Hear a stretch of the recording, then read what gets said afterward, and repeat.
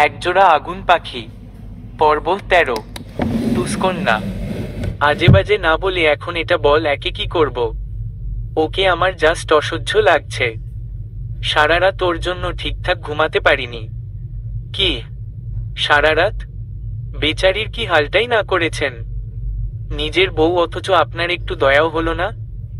দেব একটা আছাড়, কিসের বউ বউ লাগিয়ে রেখেছিস? যাকে আমার বউ বলছিস সে তো জানেও না যে আমি কে। পাভেল খানিকটা অবাক হয়ে বলল, কি উনি জানেই যা যে? তবে না জানিয়েই এসব করে ফেলেছেন? ছিঃ বস, এসব আপনার কাছ থেকে আশা করিনি।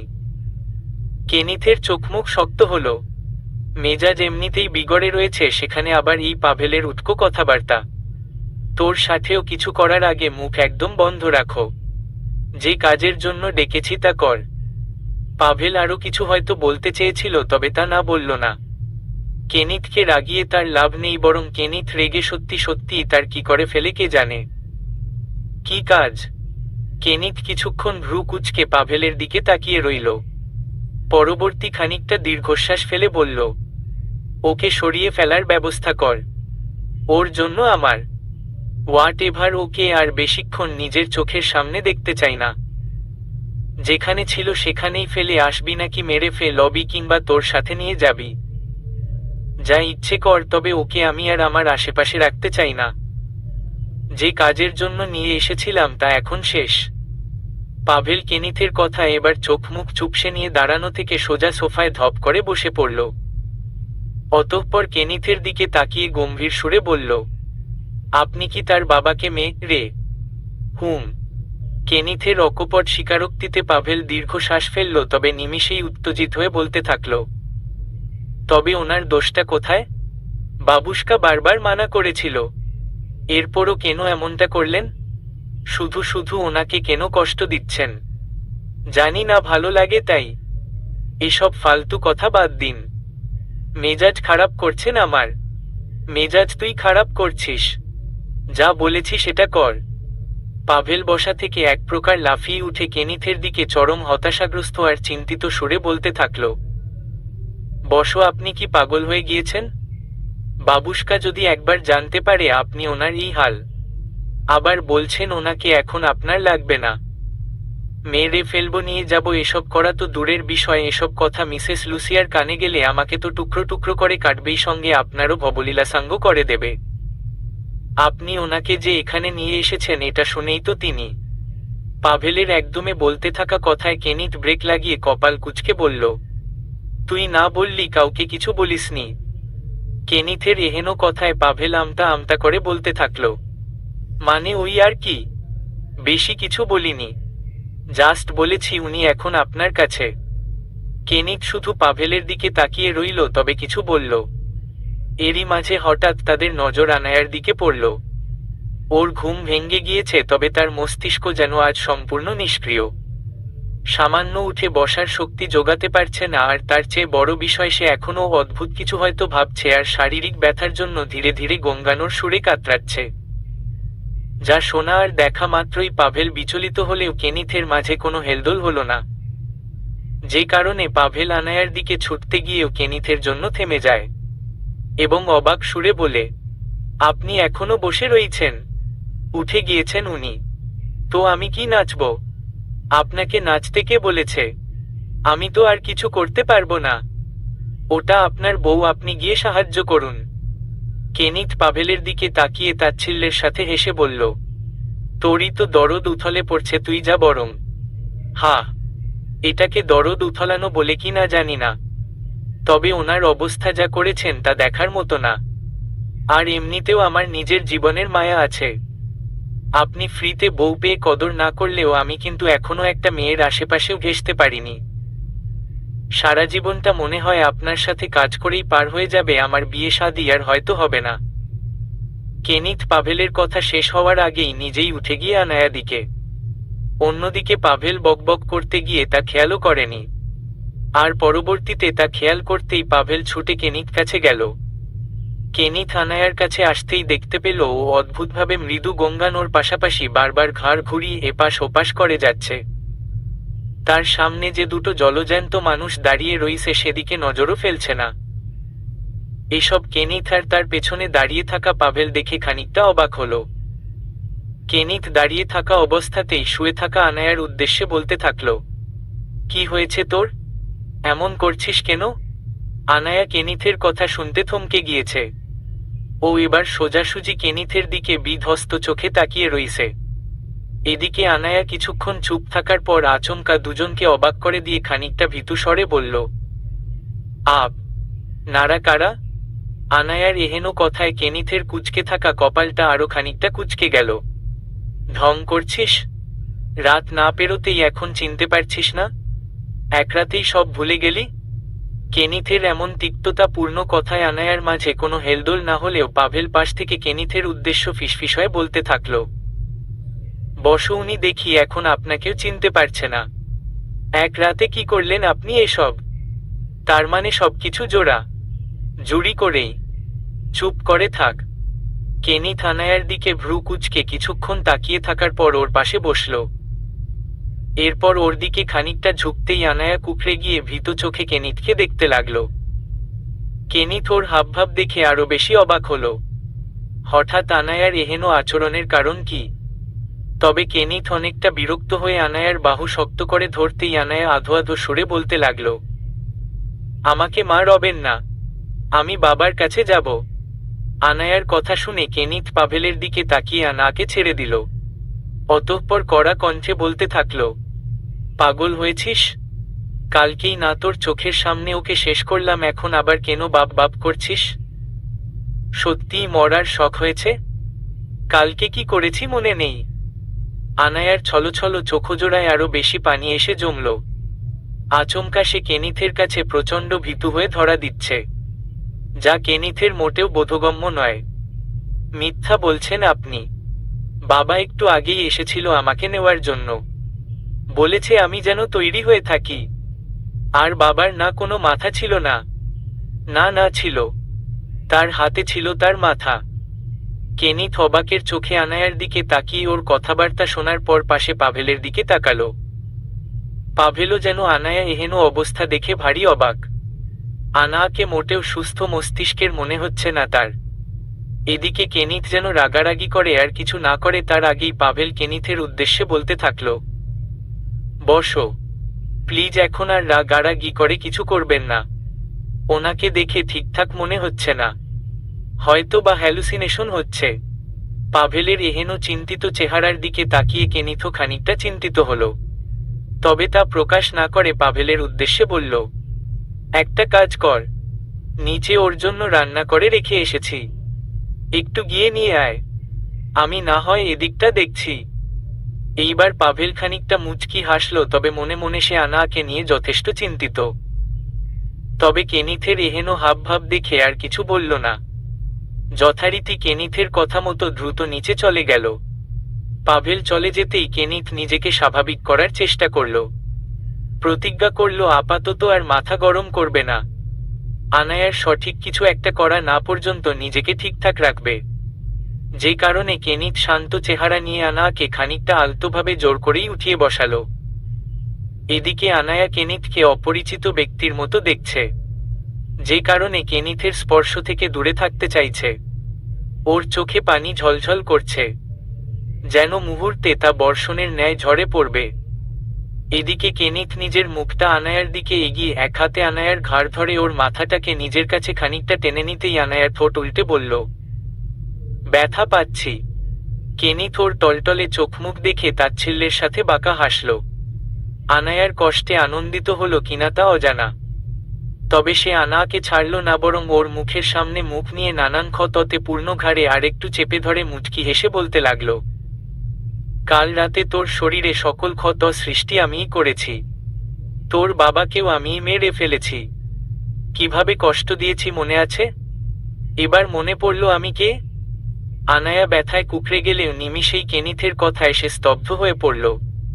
সত্যিই এমন কিছু হয়েছে কিনা মনে করার চেষ্টা করতেই মুহূর্তেই আনায়ার সবকিছু মনে পড়তে লাগল। বিশেষ করে শুধু তারেকের মৃত্যুর সেই লোমহর্ষকর দৃশ্যগুলো, যেগুলোই মূলত আনায়ার মস্তিষ্ককে নিষ্ক্রিয় করার মূল সূচনা, যাকে আরও বেশি উত্তোলনের কাজটা কেনিথ পরবর্তীতে নিজেই করেছে এবং প্রতিনিয়ত করে যাচ্ছে। কেনিথ আনায়াকে ছেড়ে দিতেই আনায়া কেনিথের দিকে ভীতু চোখে তাকিয়ে বলল, তার মানে বাবা সত্যিই আর নেই? কেনিথ মুচকি হেসে অকপটে বলল, না। আনায়া কিছুক্ষণ চুপ থাকার পর বলল, তার মানে আপনি আমাকেও মেরে ফেলবেন তাই তো? কেনিথ এবার খানিকটা হেসে বলল, তুই কি আমায় ভয় পাচ্ছিস? আনায়া উত্তরে কিছু বলল না, শুধু কেনিথের দিকে ভীতু চোখে তাকিয়ে রইল। অন্যদিকে কেনিথও আর কথা না বাড়িয়ে আনায়ার উদ্দেশ্যে আদেশ স্বরূপ বলল, ফ্রেশ হয়ে নে, এরপর খাবার খেয়ে ঔষধ খেতে হবে। আমি কোনো রোগীকে পালতে পারবো না। এই বলে কেনিথ বসা হতে দাঁড়িয়ে গেল। অন্যদিকে আনাও বিছানা থেকে উঠে দাঁড়িয়ে তো পড়ল, তবে শারীরিক অক্ষমতার জন্য মুহূর্তেই পড়ে যেতে নিলেই আনায়া কাভার্ডের সাহায্য নিয়ে নিজেকে সামলে নিল। তবে পুনরায় আরো কয়েক পা এগোতেই আচমকা সে নিজেকে শূন্যে অনুভব করতে লাগল। কেনিথ তাকে আচমকা পাঁচকোলে তুলে নিলেও আনায়ার কাছ থেকে কোনো রেসপন্স এলো না। আনায়া এখনও চাইছে কেনিথের কাছ থেকে দূরে সরতে, তাই সেটা সম্ভব না হলেও এক আকস্মিক আতঙ্ক নিয়ে সে নিজেকে গুটিয়ে নিয়েছে। এদিকে কেনিথ আনায়াকে ওয়াশরুমে এনে নিচে নামিয়ে দিল এবং আনায়া উদ্দেশ্যে বলল, বাকিটা প্লিজ নিজে কর, আমি কিছু করতে পারবো না। আর এমন ভাব করিস না যে আমি তোকে মেরেই ফেলেছি, এখনো বেঁচে আছিস তুই। কেনিথ নিজের মন মতো কয়েকটা কড়া কথা শুনিয়ে চলে যেতেই আনায়া থমথমে পরিবেশটাকে অদ্ভুতভাবে ঘুরে ঘুরে দেখল। অতঃপর আনায়া ধীরে ধীরে আয়নার সামনে গিয়ে দাঁড়ালো। আজ তার চালচলন সবকিছু অদ্ভুত। আনায়া আয়নাতে নিজেকে দেখতে লাগলো এবং একটা সময় পর নিজের মুখ, গলার বিভিন্ন দাগ আর ক্ষতগুলো ছুঁয়ে দেখতে দেখতেই নিঃশব্দে চোখের জল ফেলল। এরই মাঝে আচমকা আনায়ার দিকে তাকিয়ে থাকা অবস্থাতেই অবাকের সুরে বলল, বাবা। আনায়া স্পষ্ট আয়নার মাঝে তার ঠিক পেছনে নিজের বাবাকে দেখতে পারছে। অত্যন্ত লোমহর্ষক শরীরটা, মাথা বিচ্ছিন্ন, আর মাথাটাকে তারেক নিজের হাতের তালুতে ধরে রেখেছে। আনায়া তড়িৎ পেছনে ঘুরে তারেককে দেখার জন্য উদ্বেগ হল। তবে আনায়া পিছনে ঘুরে মোটেও কোথায়ও নিজের বাবাকে দেখতে পেল না। আনায়া কপাল কুঁচকে কিছুটা ভীতু চোখে পুনরায় আয়নার দিকে ফিরল। ঠিক তখনই সে পুনরায় তারেককে একই অবস্থায় দেখতে পেল। তোমাকে তো উনি মেরে ফেলেছে, তাহলে তুমি কিভাবে? আনায়া ঘাবড়ে গিয়ে আরো কিছু বলতে যাবে তার আগেই সে তারেকের হাতে থাকা মাথাটা আনায়াকে কিছু বলতে লাগল। যদি এমনটা করি তাহলে তো উনিও আমায় মেরে ফেলবে। আনায়ার এহেন সহজ স্বীকারোক্তিতে তারেক আনায়াকে আরো অনেক কিছু বলে বিদায় নিল। যদিও তারেক সম্পূর্ণরূপে আনায়ার ভ্রম কিংবা হ্যালুসিনেশন ছিল, যা শুধুমাত্র তার ধীরে ধীরে বিকৃত হতে থাকা মস্তিষ্কের প্রভাব, তবুও আনায়া তারেকের সকল উপদেশ মনোযোগ দিয়ে শোনার পর কোনো গোপন লক্ষ্য পূরণের আশায় মুচকি হাসল। আনায়া ফিরতেই কেনিথ ওকে বিছানাতেই বসিয়ে খাবার দিয়ে নিজের হাতে খেতে বলেছে। আনাও সম্পূর্ণ পুতুলের ন্যায় কেনিথের কথা মান্য করে নিজের হাতেই খাবার খাওয়ার চেষ্টা করছে। খাবারের ঝাল না থাকায় আনায়ার তেমন সমস্যা না হলেও বরাবরের মতো খাবার মুখের ভেতরে যাওয়ার পর তার চিবোতে অনেকটাই কষ্ট হচ্ছে ওর। আনায়ার চোখে বিন্দু বিন্দু পানি এসে ভিড় করলেও সে অদ্ভুতভাবে কোনো প্রকার শব্দ না করেই অল্প অল্প করে খাবার চামচে তুলে মুখে দিচ্ছে। এদিকে সবকিছু মোটামুটি স্বাভাবিক দেখে কেনিথ পাভেলকে নিয়ে বাহিরে গিয়েছে। তবে বেশি দূর না, বরং আনায়ার রুমের পাশেই করিডোরে দুজনে কিছু বিষয়ে কথা বলছে। বসো, ওনাকে তো ঠিকঠাক মনে হচ্ছে না, একবার ডক্টর দেখালে ভালো হতো না? কেনিথ তাচ্ছিল্যের সুরে হেসে বলল, একদিনেই ডোজ বেশি হয়ে গিয়েছিল, ঠিক হয়ে যাবে, চিন্তা করিস না। কেনিথের কথার উদ্দেশ্য পাভেল ঠিকই বুঝল, তবে আলাদা তার আরও কি বলার আছে সে জানে না। তবুও সে বলল, ঠিক আছে বসো, যেটা আপনি ভালো মনে করেন, তবে প্রয়োজন হলে একটু আগেই জানাবেন, নয়তো রাশিয়া থেকে ডক্টর আনতে গিয়ে। মানে, দেশে কি ডক্টর কম পড়েছে রাশিয়া থেকে আনতে হবে কেন? আমি তা বলিনি। রাশিয়া থেকে যাদের আনবো তারা তো আমাদের পার্সোনাল, কিন্তু দেশে কাউকে আনলে কাহিনী বিগড়ে যাবে। একে তো ওনার অবস্থা 12টা বাজিয়েছেন, এখন কোনো সাইকিয়াট্রিস্টকে দেখাতে গেলেও ওনার অবস্থা দেখার পর সবাই ওনার পরিচয় নিয়েও কথা তুলবে, তারপর এমনিতেই সব তিল থেকে তাল। কেনিথ পাভেলের কথা শুনে তাচ্ছিল্যের সাথে হাসল। এতদূর ভাবার কি প্রয়োজন? আর ডাক্তার প্রয়োজন পড়লে আমার কাছে আসবে, আমি কোথাও যাব না। পাগল হলেন? আপনার এই জায়গায় সন্ধান কি কেউ জানে নাকি? আর শুধু ডাক্তার কেন, শহরের কাকপক্ষীরা যদি এই জায়গায় সন্ধান পায় তো আপনার কাহিনী ওখানেই খতম। আমি ভেবে পাই না যে তোর মতো একটা গাধাকে কেন এখনো নিজের সাথে রেখেছি। এইখানে কেউ এলে সে কোনোদিনও আমার ইচ্ছে ছাড়া বেরোতে পারে না, আর এটা তুই ভালো করেই জানিস। তবে তোর কাকপক্ষী কিংবা ডাক্তার তাদের দিয়ে যদি আমার ক্ষতির আশঙ্কাই থাকে তবে আমি কেন তাদের এখান থেকে জ্যান্ত ফিরতে দেব? কেনিথের ধমক আর এহেন কথায় পাভেল ঢোক গিলল, তবুও বলতে লাগলো, এসব করে যে আপনি কি মজা পান নিজেই জানেন। যাকে দিয়ে নিজের ক্ষত সারিয়ে নেবেন তারই আবার ক্ষতি করবেন। এতদিন কি কোনো সাধু বাবার কাছে ছিলি নাকি? হঠাৎ হঠাৎ তোর মনে এত দয়া মায়া কোথায় থেকে আসে জানি না। ভালো আর থাকতে পারলাম কই জীবনে। মাফিয়া আর আপনার সাথে কাজ করতে করতে কৈশোর যৌবন মহত্ব সব গাঙ্গে ভাসিয়া গিয়াছে আমার। পাভেলের এহেন উদাসীন্য কথায় কেনিথ শব্দহীনভাবে হাসল। এই পাভেলের বেশিরভাগ কথাবার্তায় কেনিথের বিরক্ত লাগলেও কেনিথ ভালো করেই জানে ছেলেটা একদম কাজের।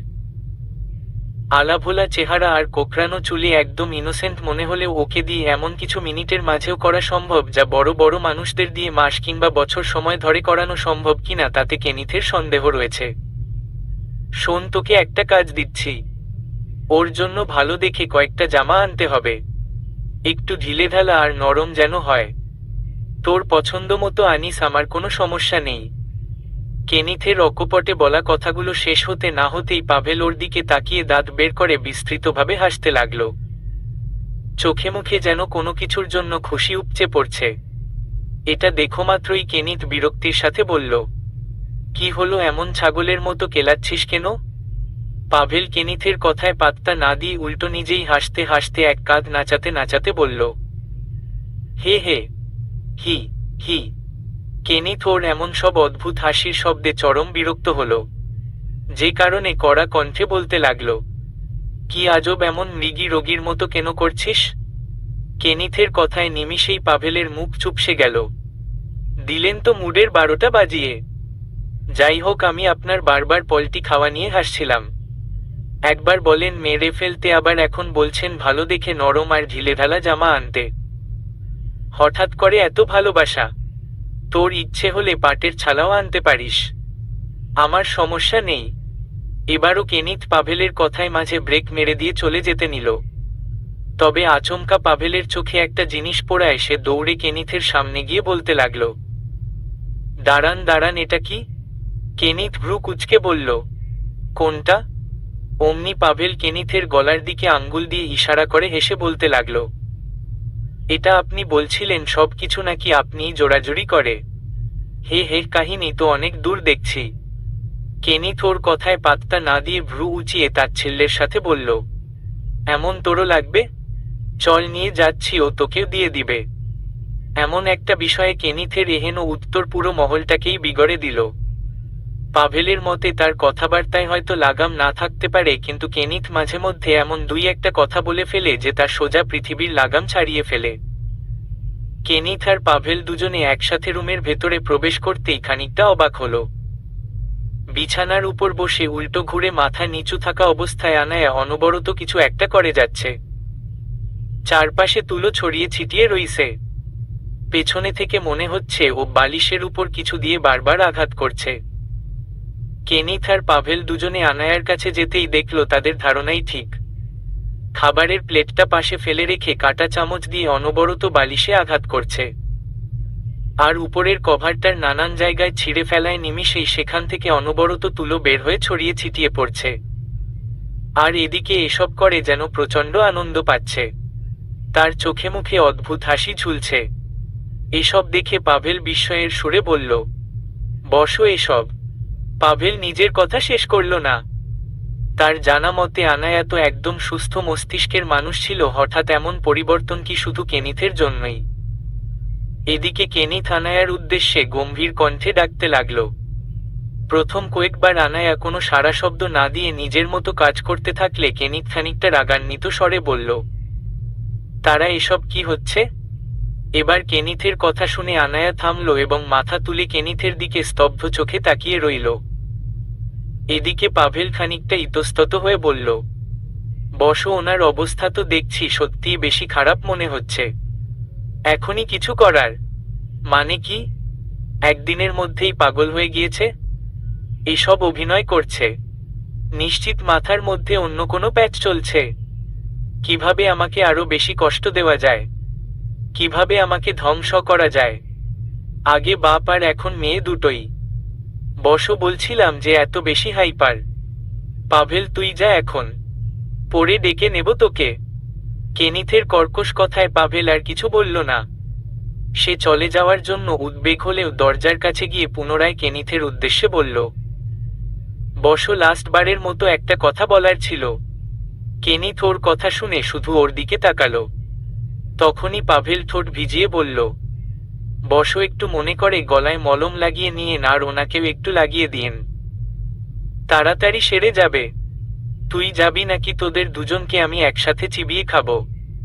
কেনিথের এহেন দাঁত কটমট পূর্ণ ধমকে পাভেলের আর সেখানে স্থায়ী হওয়ার সুযোগ হলো না। আগে পিছে না ভেবে সে সোজা বাড়ি ছাড়তে বেরিয়ে পড়ল।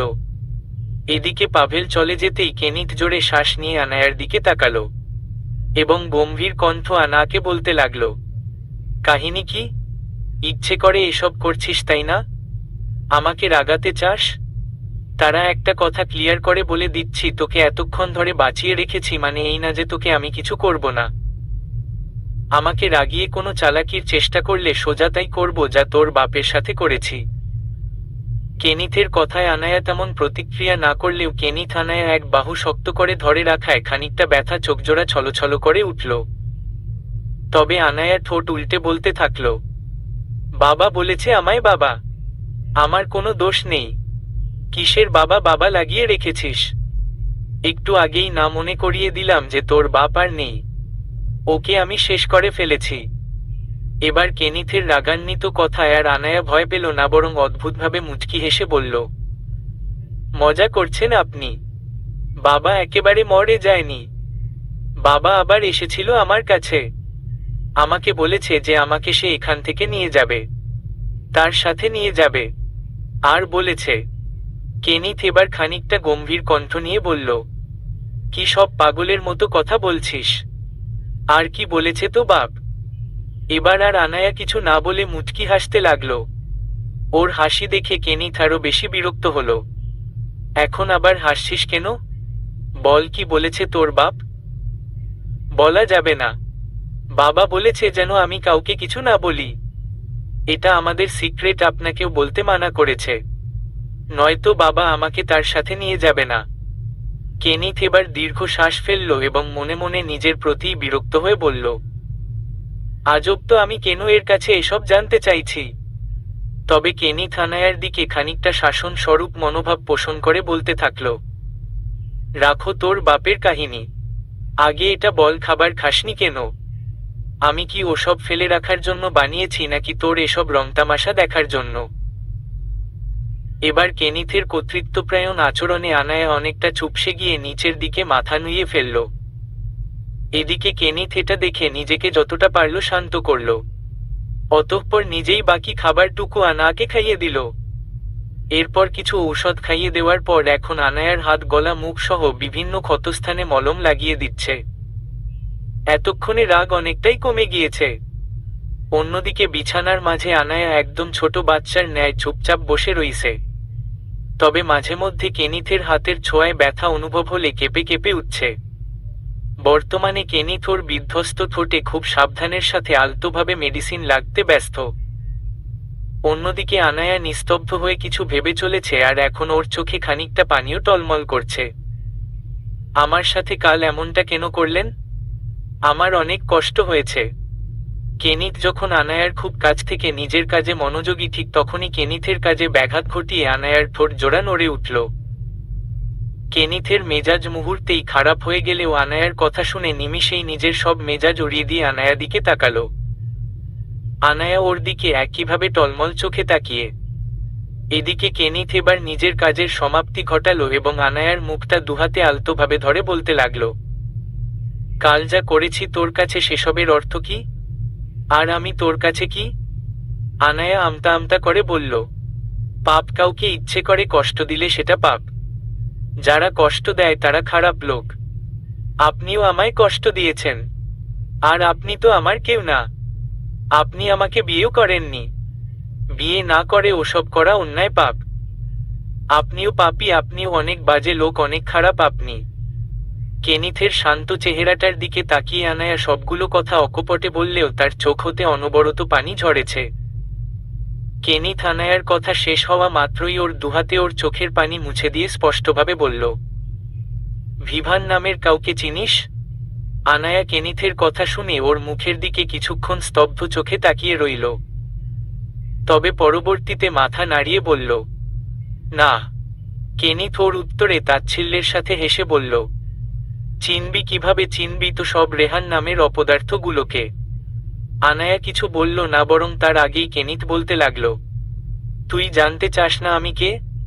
আনায়া হালকাভাবে মাথা উপর নিচ করে সম্মতি জানালো, ঠিক আছে, তবে ভালো করে বলছি, মনোযোগ দিয়ে শুনবি।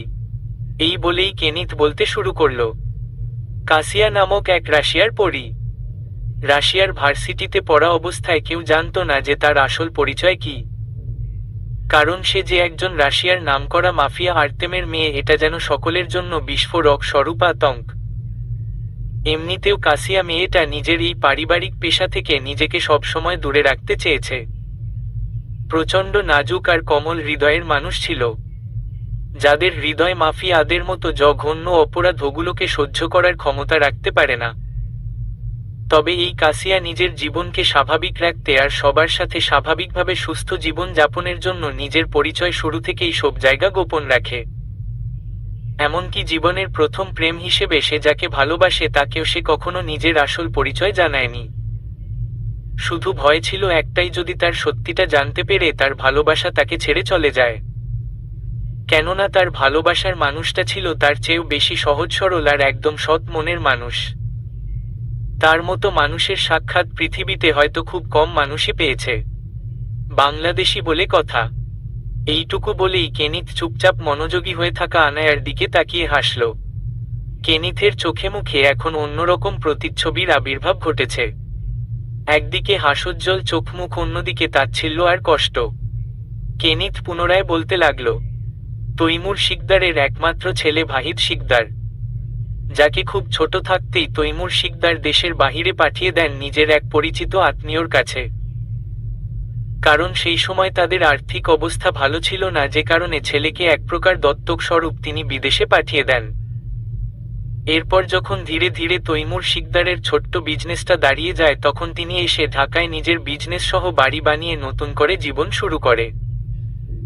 আর তৈমুর শিকদার কিংবা তার স্ত্রীর আত্মীয় স্বজন রইলেও প্রেম করে বিয়ে করাই সে এবং তার স্ত্রী দুজনেই হয়েছিল ত্যায্য, যে কারণে তাদের পরিবার বলতে তখন কেউ নেই।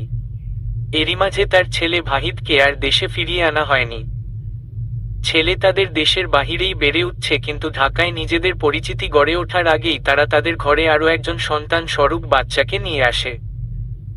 নিজের ছেলের শূন্যস্থান পূরণে রেল স্টেশনে কুড়িয়ে পাওয়া সেই বাচ্চাকেই নিজের সন্তানের পরিচয় বড় করতে থাকেন। আর সেই ছেলেরই নাম দেয় তারেক শিকদার, যাকেই পাড়া প্রতিবেশী কিংবা এলাকা শহরের সবাই তৈমুর শিকদারের একমাত্র ছেলে হিসেবেই জানতে থাকে। এদিকে বছরের পর বছর পেরিয়ে যায়। একটা সময় তৈমুর শিকদারের স্ত্রী দুনিয়া ছাড়েন, কিন্তু তখন তার নিজের ছেলে ভাহিদ একদম ছোট, যে কারণে মায়ের হঠাৎ মৃত্যুতে সে দেশে আসেনি। অবশ্য সে সময় সে জানতই না যে তার আসল বাবা কোথায়। সে ছোট ছিল বিধায় এটা তাকে জানানো হয়নি। তবে পরবর্তীতে ভাহিদ বড় হওয়ার পর তাকে সব সত্যি জানানো হয়। এতদিনে অবশ্য সে স্কলারশিপ পেয়ে রাশিয়ায় পড়াশোনায় ব্যস্ত। তবে সত্যি জানার পর এবং মাকে দেখতে না পারায় সে খানিকটা কষ্ট পেলেও তৈমুর শিকদারের প্রতি তার কোনো আক্ষেপ ছিল না। কারণ এবার তৈমুর শিকদার নিজেও অসুস্থ হয়ে গিয়েছিলেন, যে কারণে এবার নিজের ছেলে ভাহিদকে দেখার ইচ্ছে জেগেছিল। এদিকে ভাহিদও আর দেরি না বাংলাদেশের ফেরার প্রস্তুতি নিচ্ছে। কিন্তু বাংলাদেশে পৌঁছানোর দুদিন পেরোনোর আগেই তৈমুর শিকদারও পৃথিবী ছাড়লেন। পরিস্থিতি এমন ছিল যে সে সময়ও কেউ জানত যে তৈমুরের আসল ছেলে কিংবা আরও কোনো ছেলে রয়েছে। তারেকও এতদিন এসব জানত না। ভাহিদ ফেরার পর তৈমুর শিকদার সব সত্য বলার পর তারেক জানতে পারে যে সে তৈমুর শিকদারের নিজের ছেলে নয়। এসব জানার পর তারেকের মাথায় কি চলতে থাকে তা জানা নেই, তবে সে অত্যন্ত কুবুদ্ধি সম্পূর্ণ ব্যক্তি ছিল। এরপর সবকিছু পুনরায় স্বাভাবিক চলতে থাকে। দুদিন দেশে থাকা পর ভাহিদ পুনরায় রাশিয়ায় চলে যায়। বছরের পর বছর যেতে থাকে। একটা সময় পর ভাহিদের সাথে পরিচয় হয় কাসিয়ার। এরপর স্বাভাবিকভাবেই তাদের মাঝে বন্ধুত্ব তৈরি হয়, অতঃপর ভালোবাসা। এর মাঝে কাসিয়া আর ভাহিদকে নিজের পরিচয় সম্পর্কে সঠিক কিছু না জানালেও ভাহিদ কাসিয়াকে সবকিছুই বলেছিল। এরপর দুজনের মাঝে আরও কিছুদিন সম্পর্ক চলার পর তারা দুজনে বিয়ের সিদ্ধান্ত নেয়। কিন্তু কাসিয়া যেহেতু ভিন্ন ধর্মের ছিল তাই ভাহিদ এ বিষয়ে কাসিয়াকে আগেই জানিয়েছিল। কাসিয়াও আর এতে দ্বিমত করেনি। ভালোবাসার জন্য ধর্ম পরিবর্তন করে কাসিয়া থেকে হয়ে যায় কাশফিয়া। এরপর দুজন মিলে বিয়েও করে নেয়। আর বিয়ের পরে গিয়ে কাসিয়া অর্থাৎ কাশফিয়া নিজের স্বামী ভাহিকে নিজের আসল পরিচয় জানায় এবং ভাহিদকে নিজের পরিবারের সাথে দেখা করাতে চায়। কাশফিয়ার সকল সত্য জানার পর ভাহিদ দ্বিধাদ্বন্দ্বে পড়ে যায়, কিন্তু সে আর কখনোই কাশফিয়াকে ছাড়তে পারবে না। ভালোবাসার চেয়ে একটু বেশি মায়ে জড়িয়ে গিয়েছিল। এমনিতেও ভাহিদের তখন পরিবার বলতে বাংলাদেশের ভাই স্বরূপ, তারেক আর অন্যদিকে শুধু কাশফিয়া। পরবর্তীতে ভাহিদ নিজেকে বুঝিয়ে সবকিছুতে মানিয়ে নেয়। এদিকে কাশফিয়াও নিজের পরিবারকে সবকিছু জানায়। কাশফিয়ার পরিবারও আর তখন কোনো দ্বিমত পোষণ না করে সুন্দরভাবেই সব মেনে নেয়, কারণ তারা ভাহিদের সম্পর্কে সব খোঁজখবর আগেই নিয়ে ফেলেছিল। একজন মাফিয়ার মেয়ে হয়ে যে ছেলের জন্য ধর্ম পর্যন্ত ছাড়ল, তারা সেই ছেলের সঠিক খোঁজখবর না নিয়েই তাদের মেয়ে দিয়ে দিবে, এটা তো অসম্ভব। নিত্যন্তই ভাহিদ ভালো ছিল বিধায় নিজের জীবন না হারিয়ে কাশফিয়াকে পেয়েছিল, যে কারণে কাশফিয়ার পরিবারের ভাহিদকে মেনে নিতে কোনো আপত্তি ছিল না। এরপর রাশিয়াতেই তাদের স্বাভাবিক জীবন যাপন চলতে থাকে। কাশফিয়া চাইলেই ভাহিদকে নিয়ে নিজের পরিবারের সাথে গিয়ে থাকে পারত, কিন্তু তারা এমনটা করেনি। আলাদাভাবে সাধারণ মানুষের মতোই ছোটখাটো বাড়িতেই তারা নিজেদের নতুন সংসার সাজিয়ে নেয়। তবে মাঝে মধ্যে সময় সুযোগ হলেও দুজনে মিলে কাশিয়াদের বাড়িতে গিয়ে থাকত। এরপর আর কি বছর ঘুরতে না ঘুরতেই তাদের ছোট্ট সংসারে আরও এক নতুন সদস্যের আগমন হয়। কাশফিয়া আর ভাহিদের একমাত্র ছেলে, যার নামই হলো ভিভান শিকদার। ভিভান ছেলেটাও তার বাবা মায়ের মতো ছিল, বরং তাদের চেয়েও খুব সহজ সরল বোকাশোকা টাইপের, আর অনেকটা ভীতু। যখন ভিভান কিছুটা বড় হলো, বেশি না 6 কিংবা 7 বছর, ঠিক তখন প্রথমবারের মতো সে বাংলাদেশে এলো। সঙ্গে শিকদার বাড়িতেও প্রথমবারের মতো ভিভান আর তার মা কাশফিয়ার প্রথম আগমন। এতদিনে ভিভানের বেশভূষা হয়েছে আর একটু পরিবর্তন। বোকাদের মতো চোখে কালো রঙের মোটা ফ্রেমের বড় গোল চশমা, ঢিলেঢালা জামা কাপড়, সব মিলিয়ে দেখতে একদম গাধার মতো। দেশে যাওয়ার পর পাড়া প্রতিবেশীদের কেউ জানে না শিকদার বাড়িতে কি হচ্ছে। শুধু চারপাশে শোরগোল পড়ে গেল এই নিয়ে যে শিকদার বাড়িতে এক নতুন বাংলাদেশির সাথে দুজন বিদেশির অতিথি এসেছে। বাড়ি থেকে বের হইলেই শোরগোল পড়ে যেত। ভিভান নামের ছেলেটাকে কেউ একা পেলেই কখনো ফর্সা নাক গালটা টেনে লাল বানিয়ে দিত, কখনো আবার গোল গোল চশমাটা নিয়ে টানাটানি। ভিভানও তখন একটা গাধা ছিল, এই নিয়ে সবার মধ্যেই ভেকরে কেঁদে ফেলত। এইটুকু বলেই কেনিথ আনায়ার দিকে তাকিয়ে মুচকি হাসল। কেনিথকে দেখে মনে হচ্ছে এসব যেন তার চোখে ভাসছে, চোখ মুখের এক অদ্ভুত জলুস। অন্যদিকে পুরো গল্পের মাঝে আনায়া নিজের বাবার গল্পটুকু শুনে বিস্মিত। কেনিথ ঠিক কি বলতে চাইছে সেই আগ্রহেই বসে রইছে সে। তারেক শিকদার তখন নিজেও বিয়ে করে নিয়েছে, একজন পরিবারহীন সহজ সরল মেয়েকে। তারেক শিকদারকে বোকাশোকা ছেলে ভিভানের প্রথম থেকেই তেমন একটা ভালো লাগতো না, তবে তার স্ত্রী অনুকে ভিভানের বেশ পছন্দ হয়েছিল। সত্যিই তিনি অনেক বেশি ভালো ছিল, ভিভানকে একদম নিজের ছেলের মতোই ভালোবাসত। সঙ্গে ভিভানের বাবা মাকেও অনেক বেশি শ্রদ্ধা করত। আর সে সময় তারেকের স্ত্রী অনু ছিল অন্তঃসত্ত্বা, এবং ভিভানরা বাংলাদেশ থাকতেই তাদের প্রথম সন্তানের জন্ম হয়। কন্যা সন্তান হয় তাদের। দেখতে অনেক সুন্দর ছিল, একদম পুতুলের মতো। ভিভানেরও বেশ পছন্দ হয়েছিল ওকে। প্রথমবার দেখে মনে হচ্ছিল একদম তারার মতো জ্বলজ্বল করছে। এরপর যখন ওর নাম ঠিক করার পালা হলো তখন সবাই ওর নাম দিল আনায়া শিকদার, কিন্তু ভিভান ওর জন্য আরো একটা নাম ঠিক করলো। আনায়া যখন হয়েছিল তখন রাতের বেলা আর আকাশে ছিল সেদিন অনেক তারার মেলা। ভিভানও আর বেশি না ভেবে মেয়েটার নাম রেখে দেয় তারা। এরপর আর বেশি দিন সেখানে ভিভানরা থাকেনি। অল্প দিনের মাঝেই আবার তারা রাশিয়ায় ফিরে যায়। এরপর তারা আবারও বাংলাদেশে ফিরে আসে, তবে এবার একটু বেশি দিনের ছুটি নিয়ে। এর মাঝে কেটে গিয়েছে আরো 2.5-3 বছর। সেই আগের মতো রয়ে গিয়েছে গাধা ভিভানটা। কিন্তু ভিভান শিকদার বাড়িতে গিয়ে দেখে ভিন্ন কাহিনী। তারা ততদিনে হেঁটে লাফিয়ে বেড়ায়, কথাও বলে পটরটর করে। এত বেশি চঞ্চল তারাকে ভিভানের ঠিক পছন্দ হলো না। সে হয়তো তার মতোই গাধী স্বরূপ কাউকে চাইছিল, কিন্তু তার পছন্দ হওয়া কিংবা না হওয়াতে তেমন লাভ হলো না। দুদিন যেতে না যেতেই তারার অত্যাচারে ভিভান অতিষ্ঠ হয়ে পড়ল। সারাক্ষণ তারা চুইংগামের মতো ভিভানের পেছনে লেগে রইল। একটা সময় গিয়ে ভিভান এসব মানিয়ে নিল। ওরও তারার অদ্ভুত কর্মকাণ্ড ভালোই লাগত। এত ছোট বড় থাকার পরও তাদের ভালোই অদ্ভুত একটা বন্ধুত্ব জমে উঠল। তবে এরই মাঝে তারেক শিকদার করে ফেলেছিল নতুন পরিকল্পনা। সে গিয়ে ভিভানের বাবা মায়ের কাছে এক অদ্ভুত প্রস্তাব রাখে। অত ছোট তারা আর ভিভানের নাকি বিয়ে দিবে, আর এতে তার উদ্দেশ্যই হলো যেন তাদের মধ্যে আজীবন আত্মীয়তার সম্পর্ক থেকে যায়। তার এই প্রস্তাবে ভিভানের বাবা মা দুজনেই যথেষ্ট অবাক হয়, তবে তারেকের সহজ সরল কথায় একটা সময় দুজনেই গলে যায়। তারেকের কথাই ছিল তারা আর ভিভানের শুধু একটা ধর্মীয়ভাবে বিয়ে করিয়ে রাখবে, আর ওরা যখন বড় হবে তখন ওদের আবার নতুন করে বিয়ে দেওয়া হবে। তার এই প্রস্তাবের পেছনে যে মূল উদ্দেশ্য কি ছিল তা হয়তো সহজ সরল কাশফিয়া আর ভাহিদ কখনোই বুঝতে পারেনি।